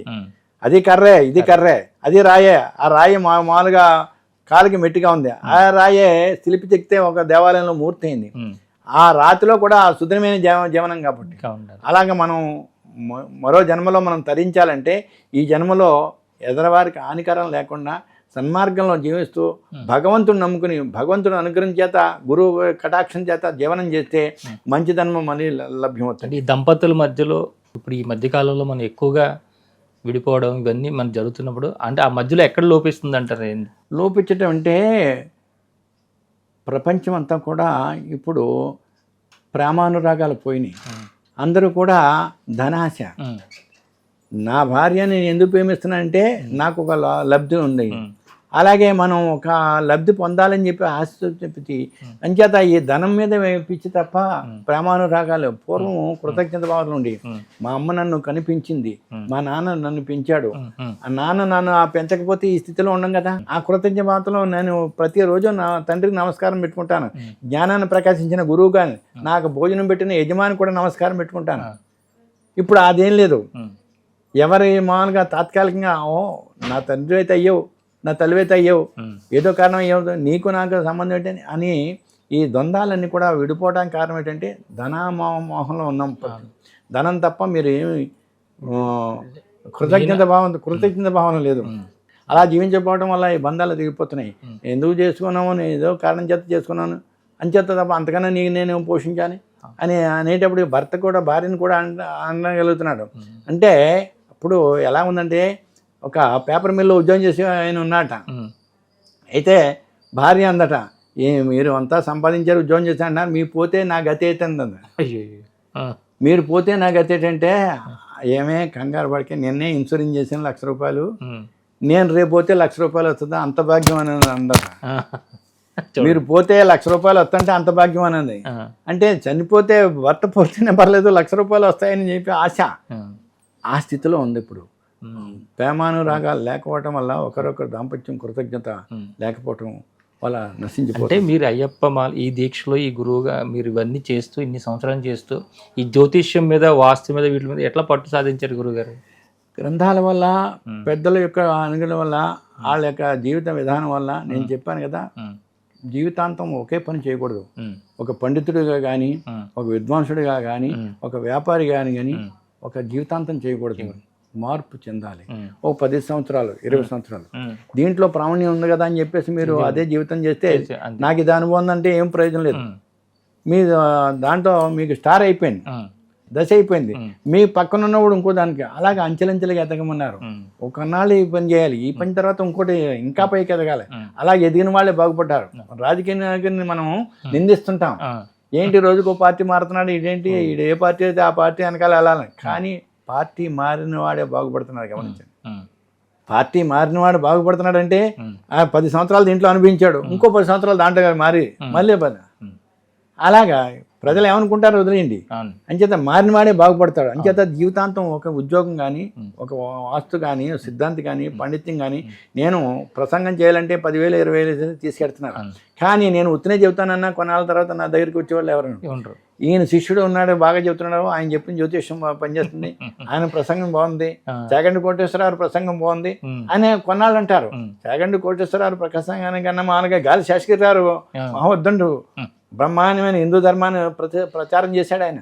ఆయన కొన్నాళ్ళు, ఆయన అయిపోయిన తర్వాత ఇంకొకరు అప్పలరాజు గారు, వీళ్ళంతా కూడా కోనప్పలాచారి గారికి వీళ్ళంతా ఒక్కొక్కరి తర్వాత ఒక్కొక్క తరం అయిపోతుంది. జీవితాంతకం ఎవరు ఉండదు, గతిస్తుంటుంది. అలాగే వాళ్ళ తేజస్సు ఎన్నాళ్ళంటే 10 సంవత్సరాలు 20 సంవత్సరాలు తర్వాత మనం ఆ తేజస్సు కానీ ఈ శక్తి కానీ ఉండదు. శక్తి కూడా అప్పుడున్న శక్తి లేదు. అంటే ఈ జ్యోతిష్యం మీద మీరు సాధించడానికి దీనికి గ్రంథాలేనండి, గురు సహకారం తీసుకున్నారు? గురు సహకారం లేదు. నేను స్వయంగా గ్రంథాల అధ్యయనం చేసి దాంట్లో సారాంశం చేసి నాకు తగిలిన దెబ్బలను బట్టి నేను బొప్పు కట్టిన తర్వాత ఓహో దీంట్లో ఉంది, కాలు ఎత్తి నడుస్తానని చెప్పాను కదా. అందరూ చిన్నప్పుడు మీరు కానీ నేను కానీ ఎవరు కూడా రోడ్డు మీద రాయిని తన్నిన వాళ్ళే. ఎప్పుడు తన్నేమో గుర్తు చేసుకుంటే జ్ఞానం వస్తుంది. అంటే ఇప్పుడు తగలడం లేదు, చెప్పులు అక్కర్లేదు. కానీ ఇప్పుడు జ్ఞానం వికసించింది మనకి. అంచేత జ్ఞానం వికసించింది కాబట్టి మనం ఎత్తుకుని నడుస్తున్నాం. అంచేత మన పెద్దలు ఏం చెప్పారంటే, శాస్త్రం ప్రకారం ఎప్పుడైనా అజ్ఞానంగా ప్రవర్తిస్తే తూర్పు తిరిగి దండం పెట్టి అంటారు. ఎందుకు తూర్పు తిరిగి ఎందుకు దండం పెట్టమంటే, తూర్పు తిరిగి ఒక మేరు ఉంది, కొండ, అయస్కాంత శక్తి అక్కడ ఉంది. ఎటు తిరిగినా ఈస్ట్కే చూపిస్తుంది మామూలుగా ఆ దిక్చూచిగా. సముద్రంలోకి వెళ్ళిన తర్వాత ఈస్ట్ వెస్ట్ మామూలు కాకినాడ విశాఖపట్నం అక్కడ చెప్పడానికి మధ్యలోకి వెళ్ళిన తర్వాత దిక్చూచి ఆధారంగానే పెడతాడు. అది చూపిస్తుంటే మేరు అటు ఉంది. అంచేత మా జ్ఞానం వికసించాలంటే తూర్పు దిశగా తీసుకుని నమస్కారం పెట్టాలి. ఈ జ్ఞాన కేంద్రం అక్కడ ఉంది కాబట్టి ఈ దిశగా నమస్కారం పెట్టినప్పుడు కళ్ళజోడు తీసి నమస్కారం పెట్టాలి. ఆ తూర్పు దిశ నుంచే ప్రసారం అవుతుంది సూర్య భగవాన్ కాబట్టి తూర్పు దిశగా నమస్కారం పెట్టారు. దేవతలందరూ తూర్పు దిశగానే ఉన్నారు. అంచేత ఆ తూర్పులో ఒక మేరు ఉంది, ఒక అయస్కాంత శక్తి. అయస్కాంత శక్తికి జ్ఞానం వికసించడానికి మనం ఎందుకు పెట్టామంటే హాస్యంగా అనుకుంటా తూర్పు తిరిగి జ్ఞానం వికసించాలని తూర్పు దిశగా నమస్కారం పెట్టు. జ్ఞానోదయం కలుగుతుంది. జ్ఞానోదయం కలిగింది కాబట్టి నేను సజ్జనుడైన ఇప్పుడు మీలాంటి వాళ్ళ సాహసం చేసి మీరు సాచర్య చేసే భాగ్యం కలిగింది. అవునండి. అంటే ఈ చాలా పెద్దవాళ్ళకి కూడా మీరు ఆస్ట్రాలజీ జ్యోతిష్యం అంతా కూడా చెప్పి వాళ్ళకి, అంటే జ్యోతిష్యంలో నాకు పెద్ద ప్రావీణ్యం లేకపోయినా గృహ నిర్మాణం ఎలా చేయాలి, వాస్తులు క్రతువులు చేయించడంలో కూడా, ఆలయ ప్రతిష్టాపన కానీ, అయ్యప్ప పూజలు చేయడం కానీ, అగ్రస్థానంలో ఉన్న హోమాలు చేస్తున్నాం. ప్రతి జనవరి 1కి సోలాపూర్లో అయ్యప్ప పూజ చేస్తుంటాను. అలాగే ప్రతి రథసప్తమి కానీ బళ్ళారిలో దేవుడి కళ్యాణం, వెంకటేశ్వర కళ్యాణం కానీ, రాముడి కళ్యాణం కానీ, అలాగే భద్రావతి భవనేశ్వర కళ్యాణం చేస్తున్నాను. దాంట్లో స్వానుభవంతో జోడించి ఇది నాకు ఇది తెలిసింది కదా, ఇది కారణం వల్ల నేను ఇది అనుభవించాను, ఇది ప్రతి వాళ్ళకి కూడా ఉపయోగపడుతుందని చెప్పి అలాంటి విషయాలు చెప్పడం. అవునండి, మీకు అర్థమైంది. ఇది గ్రంథాల ద్వారా కొంత నేర్చుకున్నాను, గురువుల ద్వారా కొంత నేర్చుకున్నాను. స్వానుభవంలో కూడా ఈ తప్పు చేయటం వల్ల ఇది జరిగింది. మనం వెళ్ళిపోతుంటాం, ఆ వెళ్ళిపోయినప్పుడు ఆ పక్క నుంచి ఒక తల్లి ఎడుతుంటుంది. ఆ ఇల్లి తల్లిని చూసి చెడు భావంతో చూస్తే దుర్గంధం వేస్తుంది మనకి. ఆవిడ నడిచెళ్తుంటప్పుడు చెడు భావం సంకల్పం మనలో వచ్చిందనుకోండి, ఆ ప్రాంతం అంతా కూడా చెడు స్వభావం దుర్గంధం వేస్తుంది. ఆవిడ మా అమ్మలా ఉంది, లక్ష్మీలాగా ఉందని చెప్పేసి మనసులో అనుకున్న సుగంధం వేస్తుంది. మన మనస్సంకల్పమే. ఆ సంకల్పం వల్ల ఇది ప్రాంతం సుదినం అవుతుంది, దుర్గుణం అవుతుంది. అవును. అలాగే మనం కూడా గురువుల యొక్క కటాక్షం వల్ల ఇలా జరగాలి, ఇలా జీవనం చేయాలని సుదినం అవడంతో ఇక చెడు వ్యసనాలు లేకుండా మంచి మార్గంలో నడుస్తూ 10 మందికి మనం జ్ఞానబోధ చేసేటానికి అలాంటి సృష్టి రహస్యం దేవతలు ఎలా సూచించారు, దేవతల అనుగ్రహించేస్తే మనకి 3వ నేత్రం వచ్చింది. మన 3వ నేత్రం పరమేశ్వరుడికి ఉండడానికి కూడా మనందరికి కూడా ఉంది. అలాగే కొబ్బరికాయ దగ్గర నుంచి పశువు దగ్గర నుంచి 3 నేత్రాలు అందరికీ ఉన్నాయి. ఈ 3 నేత్రాలు జ్ఞాన నేత్రం ఇక్కడ ఉంది కనుక హిందువులు అక్కడ బొట్టు పెట్టారు. ఈ 2 కళ్ళు మూసినా కూడా ఆ మన దృశ్యం కనపడుతుంది. మీ హైదరాబాద్ ఎక్కడ ఉన్నారు, నేను విశాఖపట్నం ఎక్కడ ఉన్నారో చూస్తే మీరు క్షణంలో దీన్ని ఏమన్నారు, మనోనేత్రం, మనసుతో చూడబడింది. దీనికి ఒక లిమిట్ ఉంటుంది. విమానం ఇన్ని గంటకి ఎంత వెళ్తుంది, స్కూటర్ ఎంత వెళ్తుంది, కారు ఎంత వెళ్తుంది. దీనికి పరిమితం అనంతం, జ్ఞానం అనంతం. 10 నిమిషాల్లో మనం అమెరికా చూడొచ్చు. గత సంవత్సరం మనం అక్కడ పంటపురంలో ఎక్కడ ఉన్నాం, ఎక్కడ చేసామంటే ఇప్పుడు వస్తుంది ఈ నేత్రం వల్ల. ఈ నేత్రం భగవంతుడు మనం ప్రశంసించాడు. దాన్ని బుద్ధితోటి చూడవలసిన నేత్రం కంటే ఈ జ్ఞాన నేత్రం ఒకసారి చెప్పుకుందాం. అంటే ప్రతి ఈ ఆధ్యాత్మిక మార్గంలో వచ్చిన ప్రతి ఒక్కరు కూడా ఏదో ఒక లక్ష్యం, అంటే నేను చివరికల్లా ఈ విధంగా నేను ఒకటి చేసుకోవాలని ఒకటి ఉంటుంది కదా. ప్రతి వారికి కూడా తెలుసుకోవాలి. తరుణోపాయం ఉండదు. తరించడానికి ఉపాయం నేర్చుకోవాలి. పుట్టిపోవటం కాదు, అందరిలాగా పుట్టిపోవటం కాకుండా కొందరిలాగన్నా మనం మహాత్ములాగా మనం వెళ్ళలేము. మహాత్ములు మామూలుగా సాన్నిధ్యంలో ఉంటూ కొంచెం శుద్ధనం చేసుకోవటం. పూర్వకాలం ఎక్కడ పడితే అక్కడ చెరువులో నీళ్లు తాగాం, అది శ్రేష్టంగా ఉండేది. ఇది ఇప్పుడు చెరువులో నీరు తాగడం లేదు. ఈ కలిస్తే కెమికల్స్ అన్ని మామూలుగా పంట పొలాలని నీరు అవుతుంది. ఇప్పుడు అమెరికాలో మామూలుగా వాటర్ కొనుక్కుంటారంటే మనం నవ్వుకునే వాళ్ళు. నీళ్లు అమెరికాలో కొనుక్కుంటారంటే నీరు మనకి పుష్కలంగా ఉంది, మనం కొనుక్కోవడం ఏంటని ఇప్పుడు మనం కొనుక్కుంటున్నాం.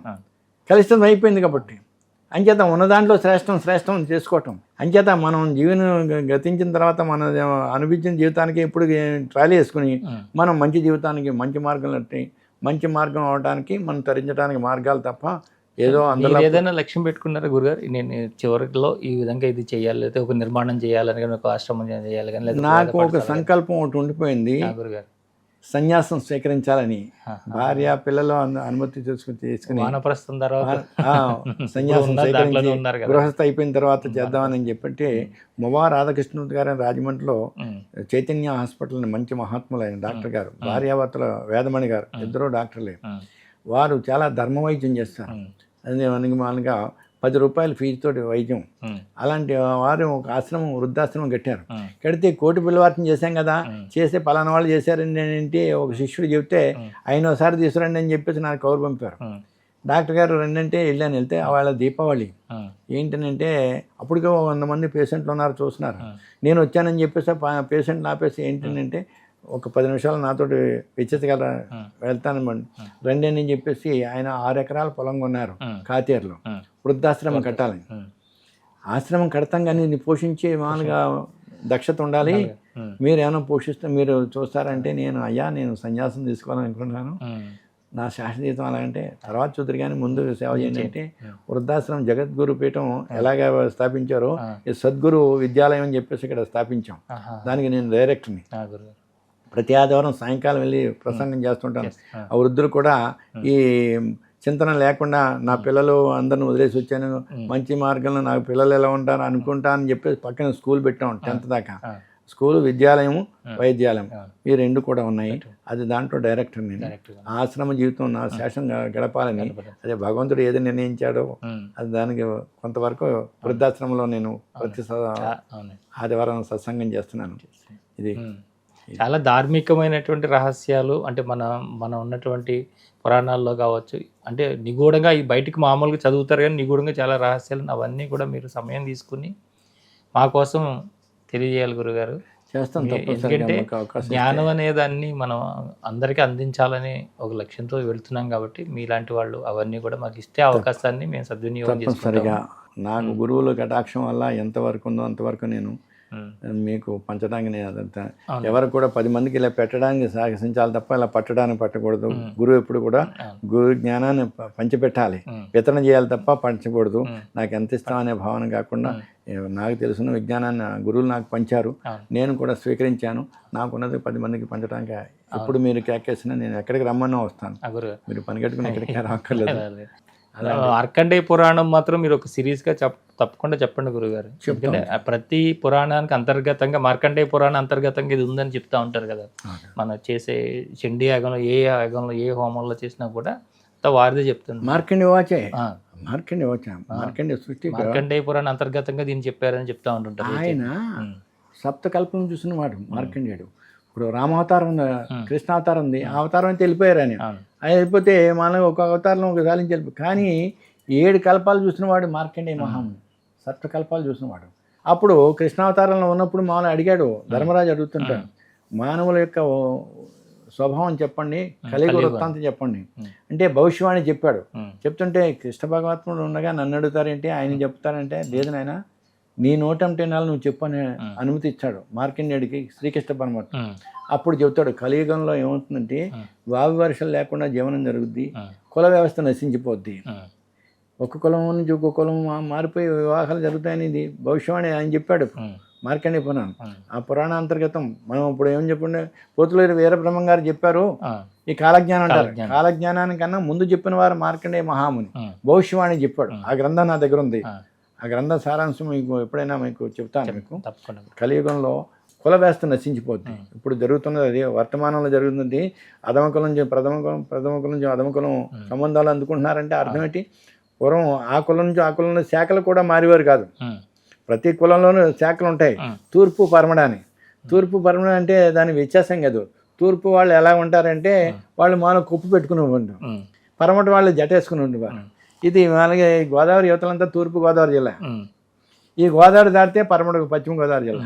ఈ తూర్పు పరమడ వ్యత్యాసం తెలుసుకోవడానికి పెట్టారు తప్ప తూర్పు వేరు కాదు. తూర్పునే జ్ఞానం ఉంది. జ్ఞానం పొందాలంటే తూర్పు దిశగా ప్రతిరోజు నమస్కారం పెట్టాలి. జ్ఞానవంతులు అవ్వాలి. మనం జ్ఞానవంతులు ఉండే జ్ఞాన కేంద్రం అక్కడ ఉండాలి. అంచేత ఇంతంత బొట్టు పెట్టి ఆధారణ అంతా కూడా తూర్పు దిశనే ఉంది. అంచేత తూర్పు దిశగా ఉంది. జ్ఞానాన్ని సంపాదించాలి.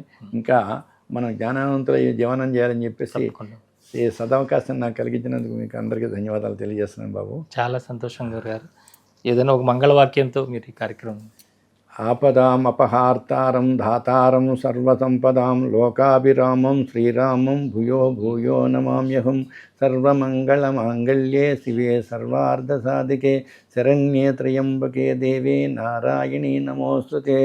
లోకా సమస్తా సుఖినో భవంతు, లోకా సమస్తా సుఖినో భవంతు, లోకా సమస్తా సుఖినో భవంతు. ఓం శాంతి శాంతి శాంతి. లోకమంతా సుభిక్షితంగా సురక్షితంగా ఉండాలని మనసా వాచ కోరుతూ ఈ సదవకాశాన్ని నాకు కలిగినందుకు మీకు అందరికీ ధన్యవాదాలు చేస్తాను. జై శ్రీరామ్. జై శ్రీరామ్. ఇంతవరకు బ్రహ్మశ్రీ ఆమంచి ఆంజనేయ గురువు గారు వారు జీవన ప్రయాణంలో ఎదుర్కొన్నటువంటి ఎన్నో ఘట్టాలని, ముఖ్యంగా ఈ దైవిక మార్గంలో ఈ ఆధ్యాత్మిక మార్గంలో వారు ప్రయాణం చేసి ఆ అయ్యప్పను అణువణువున నింపుకొని పూర్తిగా ఆయన శరణాగతిలో ఆయన సేవలో తరిస్తూ ఎందరికో జ్ఞానాన్ని వారు అందిస్తూ ఉన్నారు. ధర్మంలో సనాతన ధర్మంలో ఉన్నటువంటి ధర్మ సూక్ష్మాలు రహస్యాలు మనకి ఎందుకు ఈ కష్టాలు వస్తున్నాయి, దేనికి కారణం, అవన్నీ మనం వదిలేసుకోవడం వల్లనే అవన్నీ కూడా వెలికితీసి ప్రజలకు అందిస్తూ ఉన్నారు. ఈ రోజున ఈ సత్సంగంలో కొన్ని విషయాలు వారు చెప్పడం జరిగింది. మరొక ఇంటర్వ్యూలో వారితో మరిన్ని విషయాలు మనం చర్చించుకుందాం. అంతవరకు చూస్తున్నాండి శ్రీ సన్నిధి టీవీ. నమస్కారం.